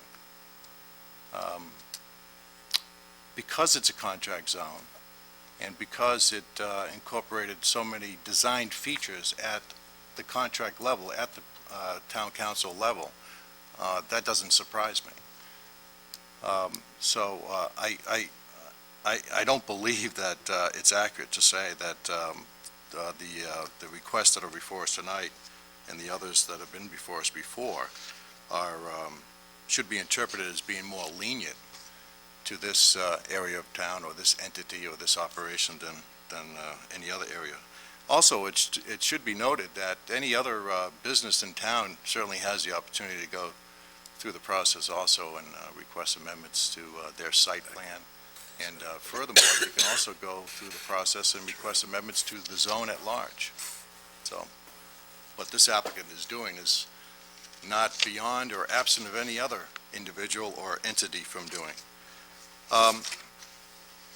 When I look at each of these requests, and I think last time we were here, I'm not very predictive. I wouldn't predict who's going to win tonight's Buffalo-Boston game, but I did say that let's not be surprised if we hear from New England Expedition again for another amendment, and that isn't a criticism. That's reality. This is a large project. It's a complicated project, and I fully expect that New England Expedition, in fact, I applaud anybody, including New England Expedition, who is constantly putting their finger on the pulse of the economy, the pulse of that which is needed to generate business and maintain an atmosphere where success can be realized, because their success is very, very much tied with this town's success. We're partners in this contract. It certainly doesn't mean that this town council should approve anything that might be presented before it, but I'm looking at these requests, and they seem pretty minor to me. Who can argue about having a craft show or an art show? No one would argue if, I think that if some nonprofit agency wanted to do something at the Scarborough High School for maybe returning war veterans or something, nobody would argue against that. Who says that this can't be expanded and used in much the same way? Outdoor sales, tent sales, we have those from time to time in town. Mr. Bedoin noted, I circled here, and I wanted to ask the question, why are we talking about limiting to 2 restaurants that include a drive-up or drive-through service? I just think it should say drive-up, drive-through service. I don't think we should limit to 2, to be honest with you. Because you might come back and ask for, we need one more. Or we have an applicant that's ready to sign on the dotted line and show us maybe a artist's conception of a outstanding site plan that for it to go forward, we'd like to say yes to. Sure. So I don't think that we should limit it, because it's all about design. I mean, it doesn't stop here. The discussion doesn't begin and stop here at the town council. It goes, like is illustrated here, it goes to other levels of review. And it's the planning board's job to review these kinds of things. And I think historically they've done a pretty good job at it. The sign, the pylon idea, we've talked about that back at the planning board days, so you know that I get a little sensitive about that. My only input would be, and I know the planning board will get these comments and these minutes, is that I wouldn't want to see an electronic sign, certainly in that location. I think also, and this is again the planning board's job, but I think it would be more attractive to see whatever is considered for underneath the Cabela's sign to be slightly smaller, even by 1 square foot, just something slightly smaller. Who could argue about having a banner that says Merry Christmas, Happy Hanukkah, Happy Easter, Happy Spring?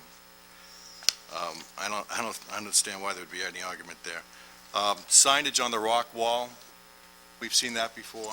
A lot of us drive, all over this great state. We see signs on these things all the time, and it's all about how it's presented, how it's designed, how the taste, how the lighting's done. It's not about having a sign on a rock wall. It's about how it's designed. So, certainly, I wouldn't disagree with anything here. The only thing I might suggest, and I know Mr. Bedoin's at the mic, ready to speak up maybe to this issue, is I would suggest that 8A not be so specific to the number of restaurants. I think it should just have words to the effect that allow for drive-up or drive-through restaurants. So, through the chair, could you respond to that, Mr. Bedoin? We certainly would be open to that. I mean, I think that we, and I do think your point's well taken, that really it's a matter of design, because in the end, the restaurant use is allowed in the zone, and drive-throughs are allowed in the zone. So if the planning board's doing its job, then it has the ability to figure out how to make it look like the drive-through that you can't see on the McDonald's in Stowe, Vermont. Or there are plenty of places that have design standards that, you can pull the first plan out of the drawer from McDonald's or from Burger King or anybody else, and nobody in this room is going to like what it looks like. But if you really press the point, and we've been able to do this in other locations, you're able to come up with some designs for almost any restaurant in the world that's going to fit in here. And I think that's part of what we've done with Dan and with the planning board, over the course of the history of this project.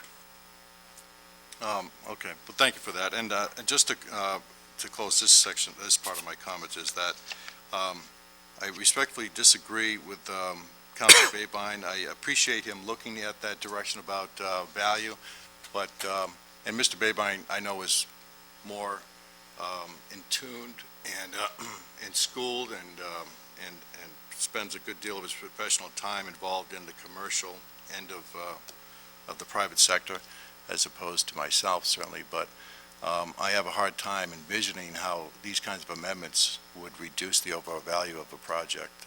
In fact, I think it has very much the potential of doing quite the opposite. So I'm interested in hearing from other councilors, certainly, and prepared to make an amendment. Counselor Alquist. Yeah, I personally, I don't have any problem with these changes that are suggested, that is presented before us. Contract zones, I think, are meant to be amended by the very nature of them. I don't see anything offensive in here. Certainly, I remember the last time we talked about this, when they proposed a gas station, a convenience store, everybody got all lathered up about that. That was terrible. And that seems to be removed, so I think you've kind of taken the fuel to the fire, you've taken it away. As far as signs, that, I think everybody does a good job, the planning board and certainly the planning department, coming up with signs and what size, what shape, where they go. That's their expertise, and I think they do a pretty good job at that. I remember when Cabela's opened up, there was a massive parking lot there. It was just huge, and everybody said, geez, that's kind of big parking lot, but it was required at the time. And for me, to see other businesses going in there, other uses, and that property being utilized, I think it's a great idea. And I certainly commend you folks for thinking outside the box. These are tough times, tough economic times, and we got to try to do things differently. We got to try to make things work, and I think it's terrific that you're always trying to look at new and different ideas to make some of this work. Again, I think it's fine. I guess we could argue all day about the little tidbits, the little things, and that's fine.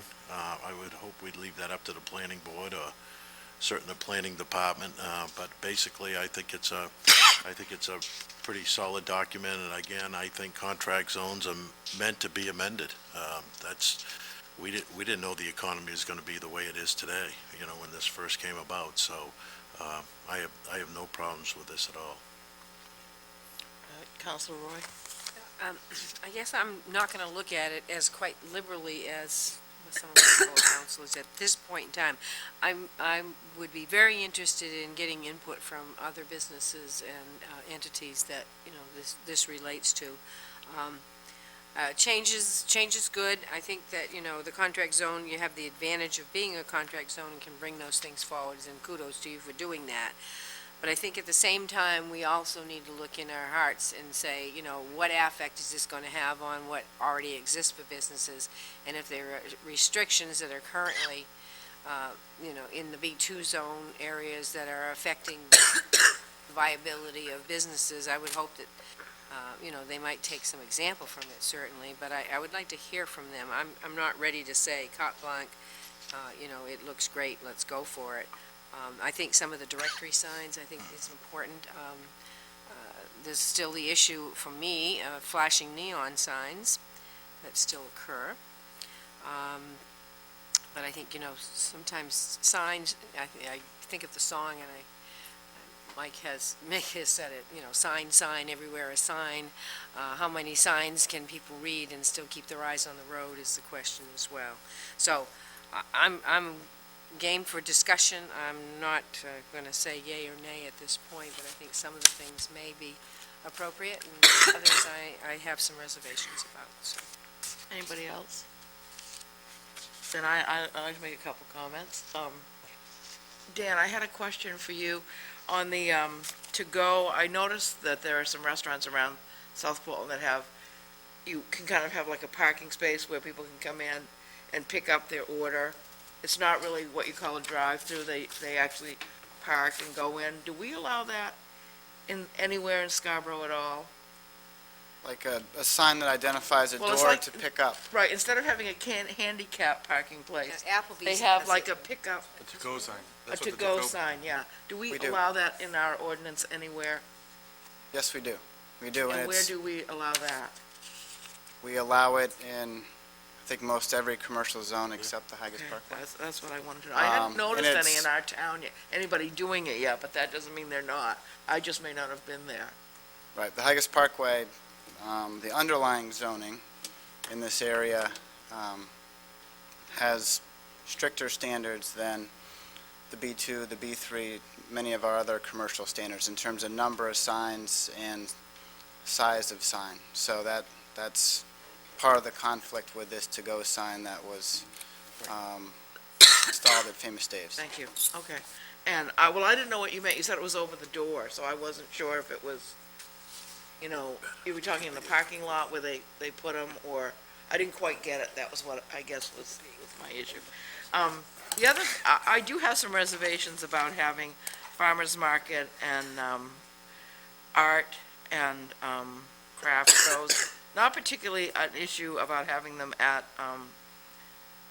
New England Expedition Properties, but about being fair to all businesses of somewhat equal size and with the setbacks that you were talking about, the 1,000 feet from a road, and whether that gives unfair competition to, and cuts out other businesses from doing similar things.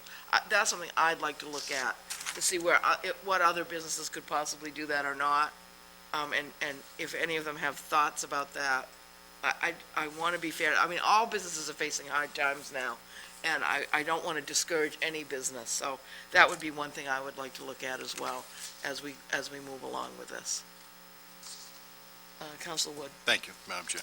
Well, this is first reading, so I think that it's important that, we hear from each of us, and we have, and I appreciate all the comments, certainly. Couple things that I just picked up on, like the Madam Chair does speak well to the point where being fair to other businesses. So I would just ask, it sounds to me that one might not be opposed to fair craft show or tent sale, but how it might be, the result might end up being unfair to other business. Well, then I say, then you're not against these changes, or that specific change, certainly. You might be for us changing our ordinance so we can allow other businesses to more easily, participate in that same activity. So as we think about this for the next couple of weeks after the planning board, I just would hope folks would look at each of these changes for what they are and what they mean. And I think that you'll see, if you haven't already, you'll see that this is a pretty easy situation as far as maybe some fine tuning, certainly. And I just want to say also that, I know that every time New England Expedition has come forward in front of the town council, I've been generally supportive. But make no mistake about it, I know Mr. Bedoin remembers, maybe others, when I was on the planning board, we had some pretty healthy debates. The sign down the highway, so I'm not shy and I'm not hesitant to express, an opinion, no matter who's in front of that podium, and that's, I think, what the citizens expect from us and from me when they voted me in here. So the fact that I've been generally supportive of New England Expedition's efforts doesn't mean that they couldn't come back tomorrow and propose something that I might have some issues with. It's just that I haven't seen much yet that I can be anything less than enthusiastic and easily endorse. So Thank you. I appreciate that. Any further discussion? This is the first reading, and I think we're ready to move this item. So all those in favor of the first reading? Those opposed? Okay, next item, Town Clerk. Order number, Justice. 10-43 is a first reading and refer to the planning board the proposed request from Alma June Elscott for an amendment to the GIS Scarborough zoning map for a portion of tax map U34 and lot 23, which is 16 Pine Point Road, from TVC to R4. And I think Mr. Rosenfeld has a presentation, a brief presentation to make to us. He's getting his map set up here. Good evening. I'm Harvey Rosenfeld, and I'm president of the Scarborough Economic Development Corporation. And I'm here with June Escott, who lives at 16 Pine Point Road, and currently runs a business called the Romanza Day Spa. This is a fairly straightforward request, and I've included a couple of maps in your packet. If you look at this, this is currently the lot at 16 Pine Point Road, and it's currently split zoning. It contains both TVC and an R4 zone, and I should give you a little bit of background of why I'm involved in this process. Currently, June both lives and runs the day spa on that lot. June is here tonight too to answer questions. I'll be happy to do that.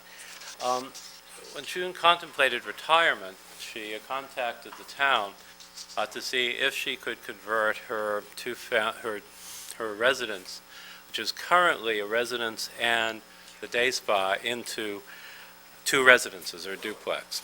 And she was informed by town staff that she could, and moved ahead with the process, and found out later that a mistake had been made and two-family or duplex units weren't allowed in that zone.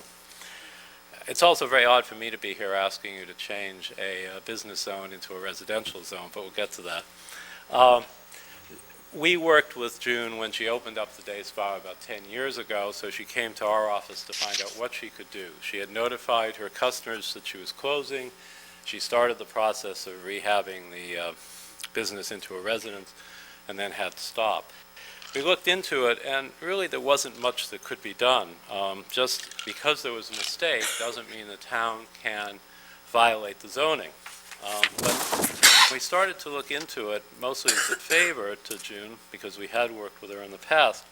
We realized that the lot was split and contained two zones, which is very difficult for any kind of development.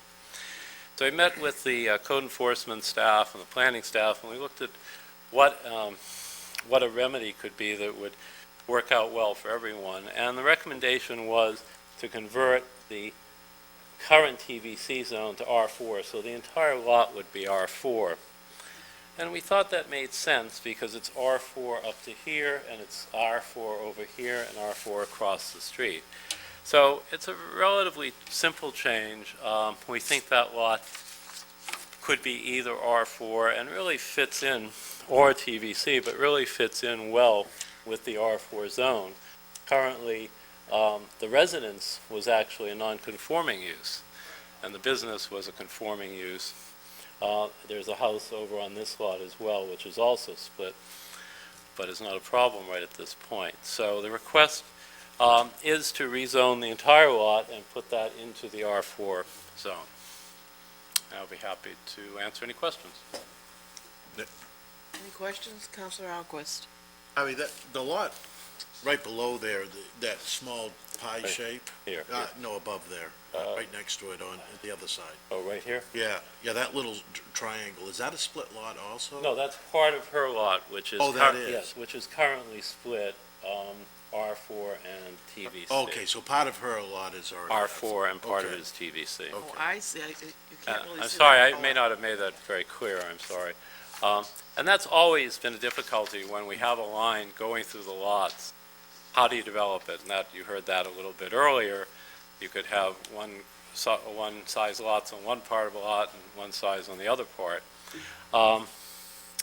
There would be a question of probably, because the smaller part is R4, it would still cause difficulty either going to TVC or R4. So it seems to make sense to make it one or the other, and making it R4 accommodates the residents, the duplex that could be there. Any other questions before we have a motion? But- Just questions of Harvey? No question. Yeah, I will do that, too. No other questions from the council? I do. Would anyone like, go ahead, Ron. So what's your involvement, Harvey? I mean, this seems to be way out of Well, place for it you. is a little bit off, but we did work with June on her original project, and she Through the basically business. came for the business when she started the Day Spa, and was understandably upset after she had started the work and then had to stop it, and had basically closed her business down, so came to us for advice, and it is odd, but where we had worked with her in the past, thought it appropriate to help her out. Okay. Yep. Just curious. Anybody from the public like to speak on this before we act? I don't see anyone, so I will entertain a motion. Move approval. Second. Discussion. Counselor Roy. When we make zone changes, some things fall between the cracks. And I think this is one of the, it fell between the cracks. That was the process that was going on, and I have no objection to moving forward on it. Counselor DeAndrea? Yeah, I think, Harvey, you called me on the phone and tried to explain this to me. I'm glad to finally actually see it now. It makes a lot more sense. And I support this as well. I think it makes perfect sense to move that back into the R4 zone. Anybody else? Counselor Babine? Totally agree. I think this is great when we can do something like this that actually benefits the landowner significantly.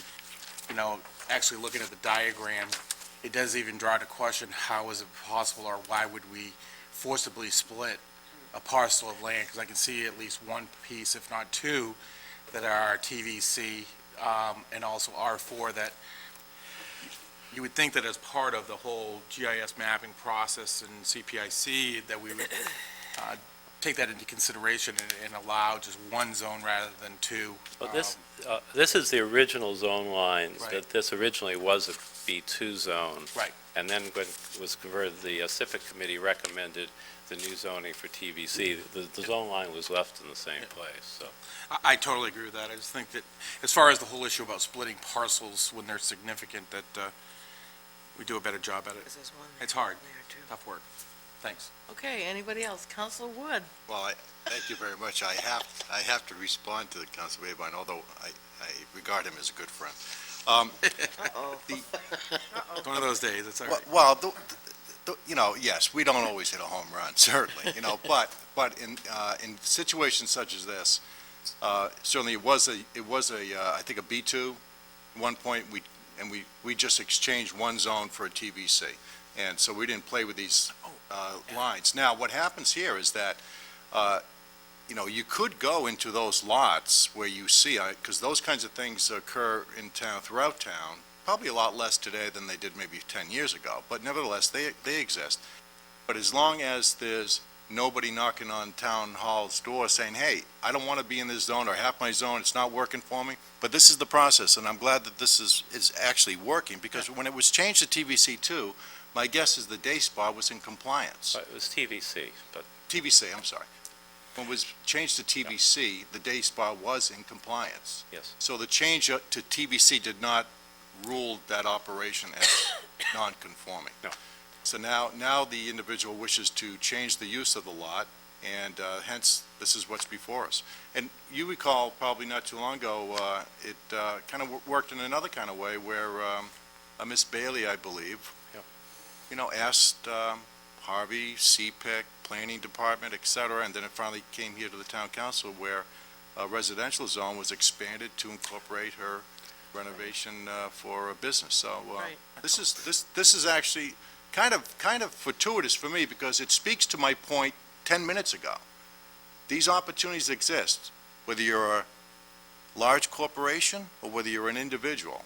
And maybe some would wish them to be a little easier, but nevertheless, they do exist, where folks can get the town and the planning department and the planning board, et cetera, to do the work that's asked of them. So It's I fully just- support this. Thank you, Harvey. Just one quick thing. Turning this into a TVC zone, well, actually, the residence has been non-conforming and stayed non-conforming with the TVC zone because it was a single-family home. I So was speaking to the to the business part of it, business yeah. part, yeah. That you did, you actually made the business conforming by the zone change, so you're right. Okay, anyone else? Seeing none, all those in favor? Thank you. Thank you. Good luck. Order 10-44 is act to set the date, time, and location of the school budget validation referendum for Tuesday, May 11th, 2010. Could I have a motion? Move Oh, approval. excuse me, I forgot to have the public speak. Oh. Anyone want to speak on the school validation election? Okay, seeing no one? Move approval. Thank you, Judy. Second. Thank you. Counselor Baybine? Discussion? Just a quick question. So these are options, as I understand it, maybe through the chair to Tody? And we're not going to see, the citizen will not see this, certainly, what we're looking at. They'll see Yes. Yes, they will. Yes, they will. the I exact That's correct. duplication of this. Now, is there where is it here that they vote on the budget? Okay. Depending on how the budget is approved, whether it's over EPS or under, the warrant's posted prior to final action. So the warrant has to show the two options that could possibly be the ballot, Okay, okay? right. And there's also a second question this year on the ballot, which would ask the Okay. voters, do you wish to continue the budget validation referendum process in the school administrative unit for another 3 years? Okay, so, But, I'm sorry. no, please. I think what Well, what I'm you're asking- getting at, When I Mike, go, when I is, go into the booth, Oh, when you go into the booth, you'll have one or the other, Yeah. depending on the outcome of the, I'm sorry. yes, okay. and it thought will you say meant- yes or no. Correct. Correct. So you're not seeing that there is what you're not seeing. Yes. Correct. I'm sorry, I misunderstood. I thought Oh, you that's all meant right. the I probably warrant didn't itself. ask it correctly. Okay, thank you. And Counselor DeAndrea? I just have a question about question number 2. Does this come up every 3 years? Yes. This is the first time it's come up, though, because it's only Right. been Third year. in effect This is the 3 third. years. So just for the public, I just want to say that what you're going to be approving is whatever school budget that is finally enacted by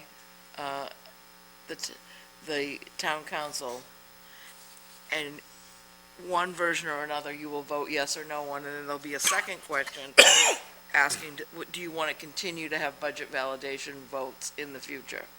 So you'll have two, and you'll also be able to advise whether you think the school budget is too high or too low. And that gives some indication of why you may be supporting it or rejecting it. And Council Babine, you wanted to make a statement? Yeah, the two pieces, I just wanted to make sure it's clear for the public, at least for tonight, because it is on the warrant, they'll see it, is that, because in our motion, it does say this date, time, and location, that the date of the referendum will be May 11th, 2010, and the location is in Council Chambers A, located here at 259 US Route 1. I believe the polls open at 6 o'clock. 6 o'clock and close at 8 o'clock. And last but not least, I do hope that we do, and I think we do on a regular basis, do some advertising on our local cable television as well, so that people, because this will be the first year as well that I think that we're happening not at the school. We've always had them in the, one of the rooms at the school. This is actually at Town Hall. The tech facility now. Yeah. Right, this is where you come to vote absentee, so you'll be able to actually vote on this Correct. here as well. So just remember, it's where you can vote absentee is where you're going to come to vote. That's what. May I make it? Absentee ballots for this election will be available the 28th, a week from today. So next Wednesday, you can pick up your absentee. Any other comments? Council Holbrook? I just want to point out on the very back, it says, "A person who is not registered as a may not vote in any Scarborough election." I think there's a word missing. Oh, yeah. It's a fill in the blank. Not registered. If you have to say human. As a, I don't should know. come right out. The jokes I could come out of that one. Yeah. Actually, you may not vote. Okay, any other comments? Good pickup. Seeing none, all those in favor? Don't forget to vote. Order 10-45 is act on the request to accept the following streets pursuant to Title 23 of the Maine Revised Statutes, subsection 3025, and the requirements of Section 4 of the Scarborough Street Acceptance Ordinance, Carryman Circle and Thurston Lane located in the Thurston Woods subdivision. Anyone wish to speak on this item? Seeing none, could I have a motion? I'll move approval of order number 10-45. Second. Discussion. I welcome Carryman Circle and Thurston Lane to our population of already publicly approved streets. Surprised Carryman Circle isn't on Thirsty Lane. Okay, any other comments? Okay, all those in favor? Thank you. And now we are we are finished with the action items, and we're going on to non-action items, standing committee and special committee reports. This week, I will start up with you, Councilor Alquist. EcoMaine, I went to their meeting. We had, last week, we adopted the budget for next year, and there is no change in that budget as far as assessment to this town, so.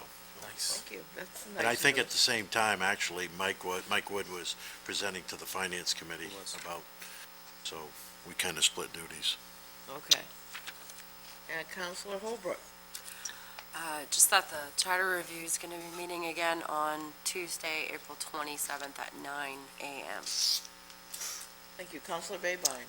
For both shellfish and appointments, I have nothing to report. Thank you. Councilor Roy. Finance Committee met yesterday at 4 and made one recommendation and adopted the adjustments to the budget voted on by the school board on last Thursday. And moved it on to council. Councilor Wood. Nothing. Thank you, Madam Chair. Councilor DeAndrea. Yes, there is the possibility that next Tuesday's ordinance committee will be postponed. I will know best tomorrow. Okay. Town manager report. Thank you very much. Did you want to say something more, Judy? I just remembered the Senior WOW Advisory Board will meet next Tuesday morning at 8:15. Tuesday the 26th. Thank you. Very, very quickly, if I could, just a little more in-depth in budget. As was mentioned, the Finance Committee completed its work yesterday. My apologies to Councilor Babine and anyone else that looked at our agenda and noticed that we had Thursday listed on the agenda, so certainly those are my apologies. Nevertheless, the Finance Committee did meet. That constituted, I guess, their fourth meeting. And where we go from here, there is a public hearing, which is a single item agenda, if you will, for next Wednesday, April 28th, here in these chambers.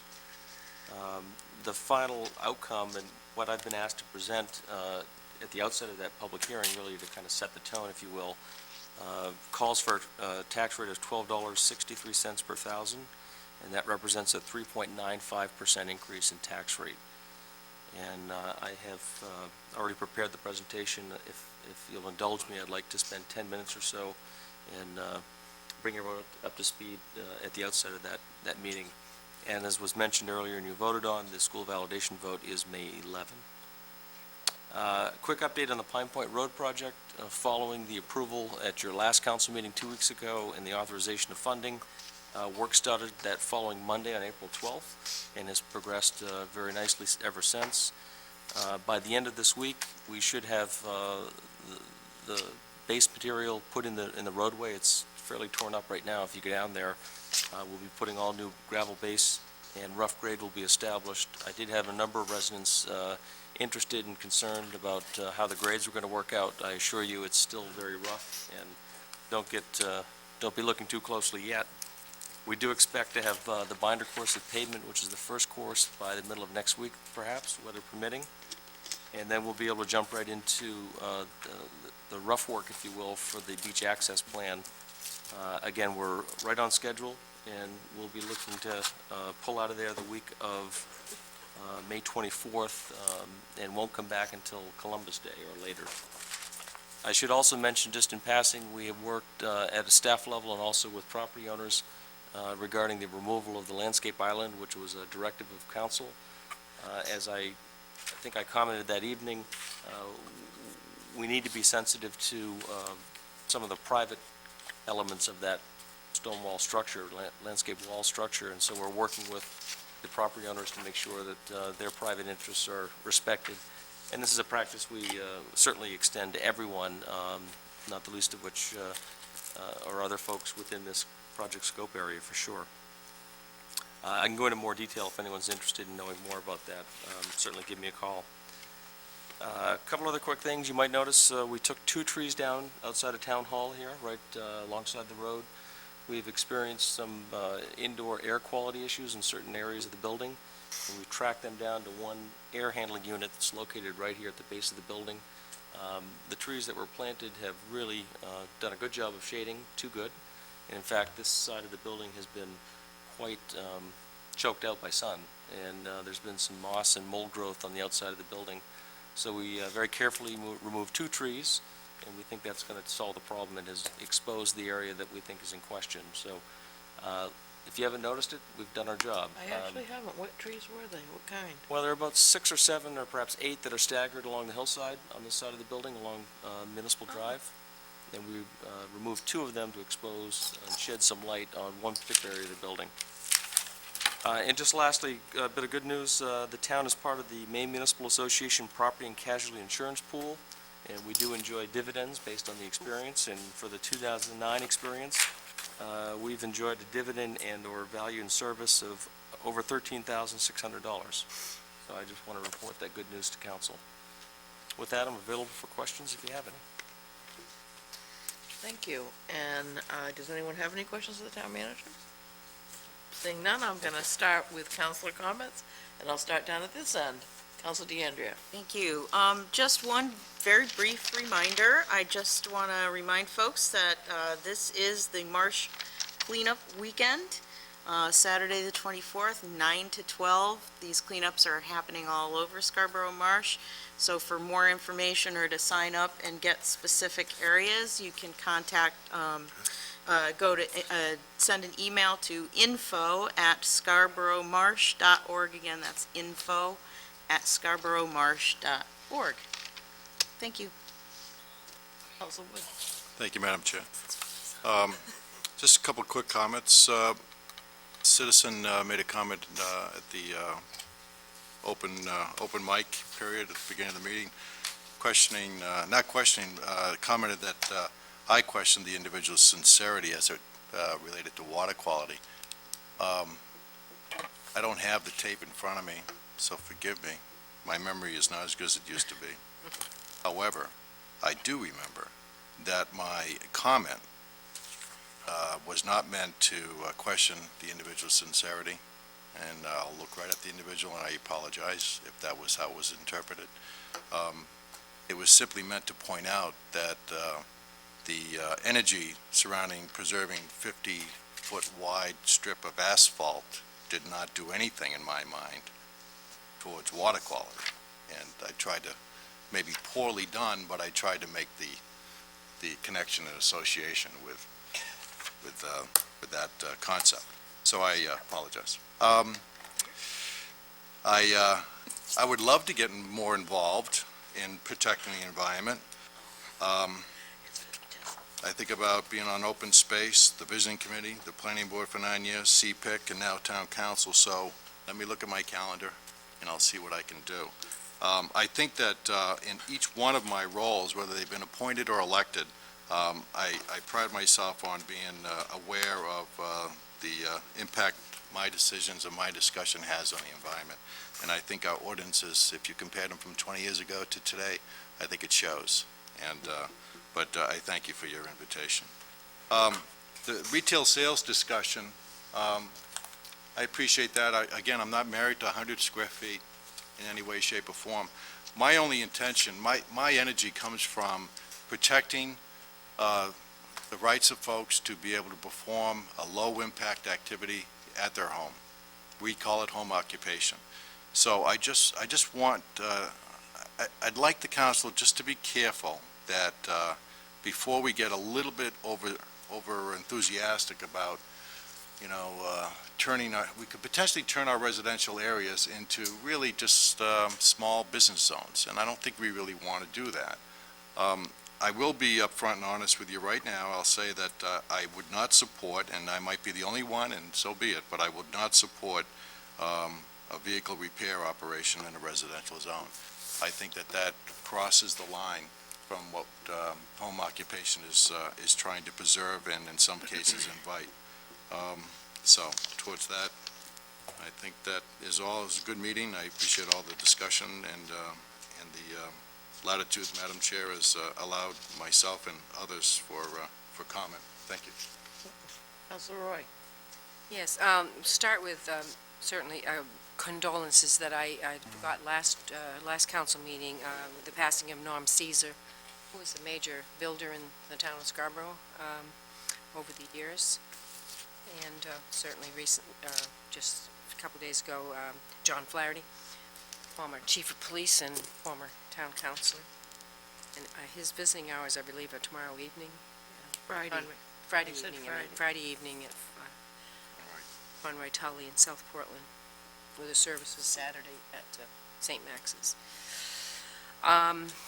The other thing, just on the RFM zone, and I think I made the comment before about it, it's just sad to think that we've got to come to the point where we have to legislate what people can do as far as agriculture when Scarborough began as an agriculturing community.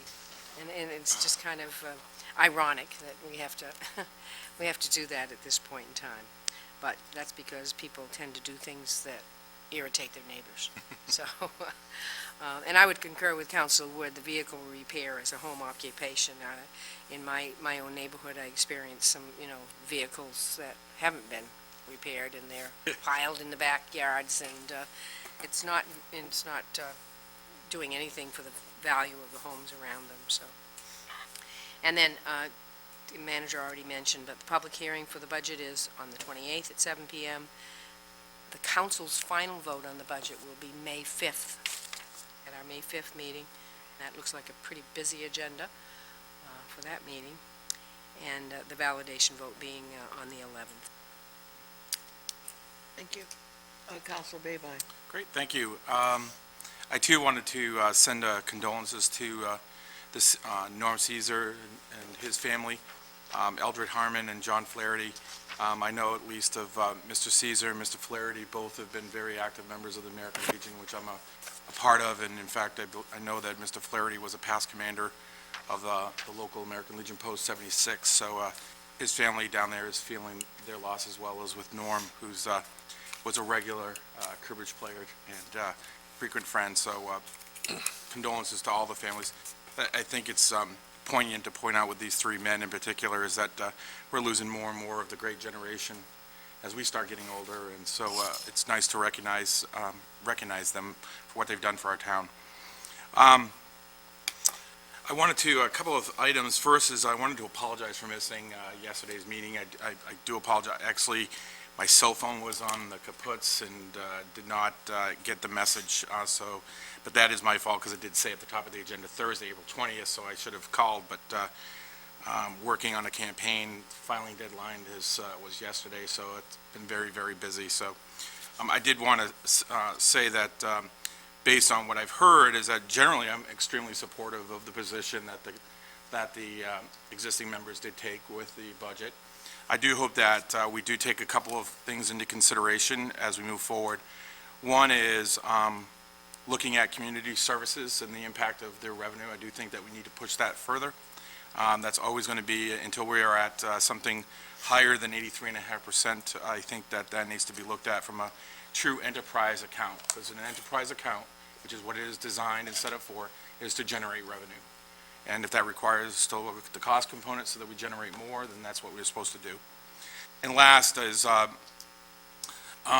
really the single add to staff that is adding a level of management at the Public Works Department. I've received a couple of phone calls that question whether or not this is a prudent time to add that, even though we take into consideration, that department is run very efficiently. They are recommending the downsizing of 3 staff members to replace and to allow this particular management, but at the same time, when you're not replacing other staffers, is this really the best time in a recession especially when employees are also not getting what is contractually obligated to them. Is this the best time? So something to consider. I'm still tackling that particular one. But generally speaking, I think that our budget is a prudent budget. I also appreciate the fact that we did not take any money out of the reserve. I think that we're all setting ourselves up knowing that next year is going to be even a bigger task and a much more difficult process ahead of us. So I really appreciate that as well. A couple of things. First is, not to be personal, Mr. Wood, but you and I in our comments, I'll tell you that are never personal. I just want you to know that I don't take it personal. We know each other very well, and I don't take it personal from any council because, a part of democracy is being able to disagree respectfully and walking out of the room still respecting each other. It's that ability to do that makes this process better. I did want to make sure that at least my comments around, particularly the value of a farmer's market in this design concept in Hager's Parkway or tent sales. I'm not against farmers markets. I'm not against tent sales. The difference with this particular project versus Walmart being able to get a permit to do it is that Walmart, unless I misunderstand, didn't ask for a TIF to build up its building or didn't to build up its economic base. The success of this project is around what was originally conceived under a contract zone, and I'm concerned about the continued deterioration of these amendments and what it might do. I'm by no means a rocket scientist when it comes to commercial lending or let alone valuations, but in my limited experience, it does add to the deterioration or does lend some question at least that we should be concerned about it. And when does that stop and allow us to realize the gain? So I do respectfully, I took it was not personal. I just wanted you to know that. Wanted to encourage everyone to come out and vote on the referendum question. I think it's really critical. It's been pretty quiet out there, and I think that people should be concerned in the sense that when you have these type of things that are non-cycle basis, so you don't have any other questions on the ballot, you might only get one particular group represented, whether it's seniors who are concerned about the tax base, or whether it's school advocates who are concerned about school funding. I hope that there is a broad base of citizens that come to town hall and vote, whether it's absentee or not, because I do want to hear from you, and this is the one way that you can tell us what you're thinking about our budget and about the value of both the schools and the town. So hope everyone comes out and votes. A couple of more items I just wanted to mention that I think it's important also that the citizens in general know about things that impact us. We did receive a request through the town clerk's office for a Freedom of Information request from the Pine Point, I believe it was Pine Point's Residents Association, or maybe one of its members, Ms. Shirk, regarding private or communications with the Truman family around whatever you want to call that stone structure that's been there for 37 years. I just wanted the public to know that I responded and said I do not have anything. So hopefully that will get put to rest, at least as I'm concerned it is. Last but not least, I did want to mention that totally unexpected, I received a Facebook IM from a Pine Point resident that I was totally shocked. He's a long-term resident, well-respected, that just lifted my spirits in my day, because he said that he was extremely excited about the design solution that we came up with around that whole park that's being developed, as well as wanted to compliment the town on the contractors that we had, and said that they were extremely courteous and very professional, and hope that that got shared with the appropriate, whether it's Public Works or whomever. But I think that how we manage this project going forward all the way around impacts how people perceive what has happened and whether there's additional value. So I'm really, really excited, and thank you to him for sending that IM. Unfortunately, hopefully nobody asked for it, because IMs aren't printable. It was one of those, I think it's called instant messaging. It is, I think, Yeah. but I don't know how to open them anyway. And last but not least, regarding the citizen comment this morning, at the beginning of the meeting, I totally ditto what Councilor Wood said, to the extent that I think if you actually go back and listen, what I said was, I didn't question any individual. I didn't question the sincerity of any individual's work. What I questioned was the timing of the information that was shared with the council around water quality. Because during those meetings in which we all met in public, not one citizen came forward and told me, or maybe somebody else told me that water drainage and runoff was a concern. So it was a brand-new topic that I never heard in the months that we dealt up to that. So that's what I was getting at. It wasn't an individual's work. It was that no information was communicated. So I hope that's understood. And with that, I just want to say goodnight. Thank you, Council Holbrook. I would try to muddle through my comments. This is the first I've been a little under the weather, so it was the first I heard of the passings. So I'd like to extend my condolences. Again, Flaherty's, I think, is kind of one of those names that's conducive to the town of Scarborough. I mean, everybody kind of knows who they are. So, again, my condolences to the families. Also, just kind of echoing something Sean had said is, again, the importance of the vote. The nice thing about the vote is it does also ask you if you think the spending is too high or if you think the spending is too low, which gives us a much better idea of how the public feels about what we're doing. So again, please do go out and vote. And last but not least, I like to wish the third grade students at Wentworth are doing a really just cool project, and it has to do with, it's a Maine scrapbook scavenger hunt, and so I just want to wish these children good luck. And if you haven't already, I will forewarn you, part of this scavenger hunt is to receive a counselor's signature. So, That's why you're signing the sheet. be prepared to be asked. And that's it for me. I've already turned to my signature to the third grader in North Scarborough. Called me up last Sunday, and he needed it quick, so I delivered it quick. Then I got thinking, what did I sign, But anyway, third grader, I fell for it anyway. I too want to send my condolences to the Norm Caesar family and the John Flaherty and certainly Eldred Harmon. Those are three icons in this town, that's for sure. And you talk about history, they could write a chapter about each one of these folks, the police chief, the fire chief, and the builder, and they were just huge in this community, And when I joined the fire department a number of years ago, Eldred Harmon was the chief. And I remember Eldred was probably the most practical person that I've ever met in my life, and the most conservative. It's like when we went to fires and we used and bought fire equipment, it's because we needed it and it was the best for the job, and there was no such thing as trying to be the best and the biggest. It was like, let's be practical and let's get it done. He certainly was a man that worked very hard in his life as a building mover and a truck driver.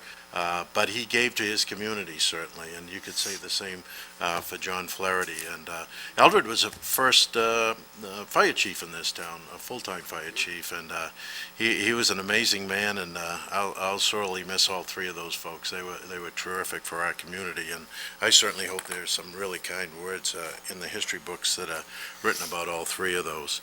I too look forward to the budget. I hope that the budget comes in around the goal that we set as a council. I'm looking forward to that. And I agree with Councilor Babine. Everybody says next year's going to be even worse. So my other comment, I agree that vehicle repairs have no place in home occupation in those areas. I mean, I thought we discussed this years ago, and we all agreed that and we put rules and policies and ordinances in place so that wouldn't happen. So that's a whole different can of worms, and I just hope we don't get into that. And my last comment is I certainly appreciate the citizens that came out tonight and their discussion and the comments that they made. I thought that they were very helpful. I thought I heard David Green said he agreed with 95% of what the ordinance was. It was a good job. I've never heard that from David. And I welcome him. I question whether he's getting old or he's under medication, but I certainly welcome it, and all the above. But certainly all the comments that those folks made were very good comments, and I think certainly the committees will look at those again, and we'll try to incorporate a lot of those things. So, again, thank you for your input. Thank you. And I have just some brief comments. I do want to extend my sympathies to the Caesar family, Phil and Ellie.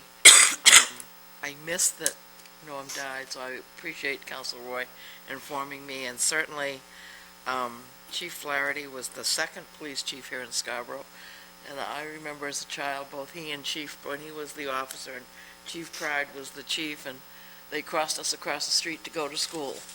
We had real service in those days.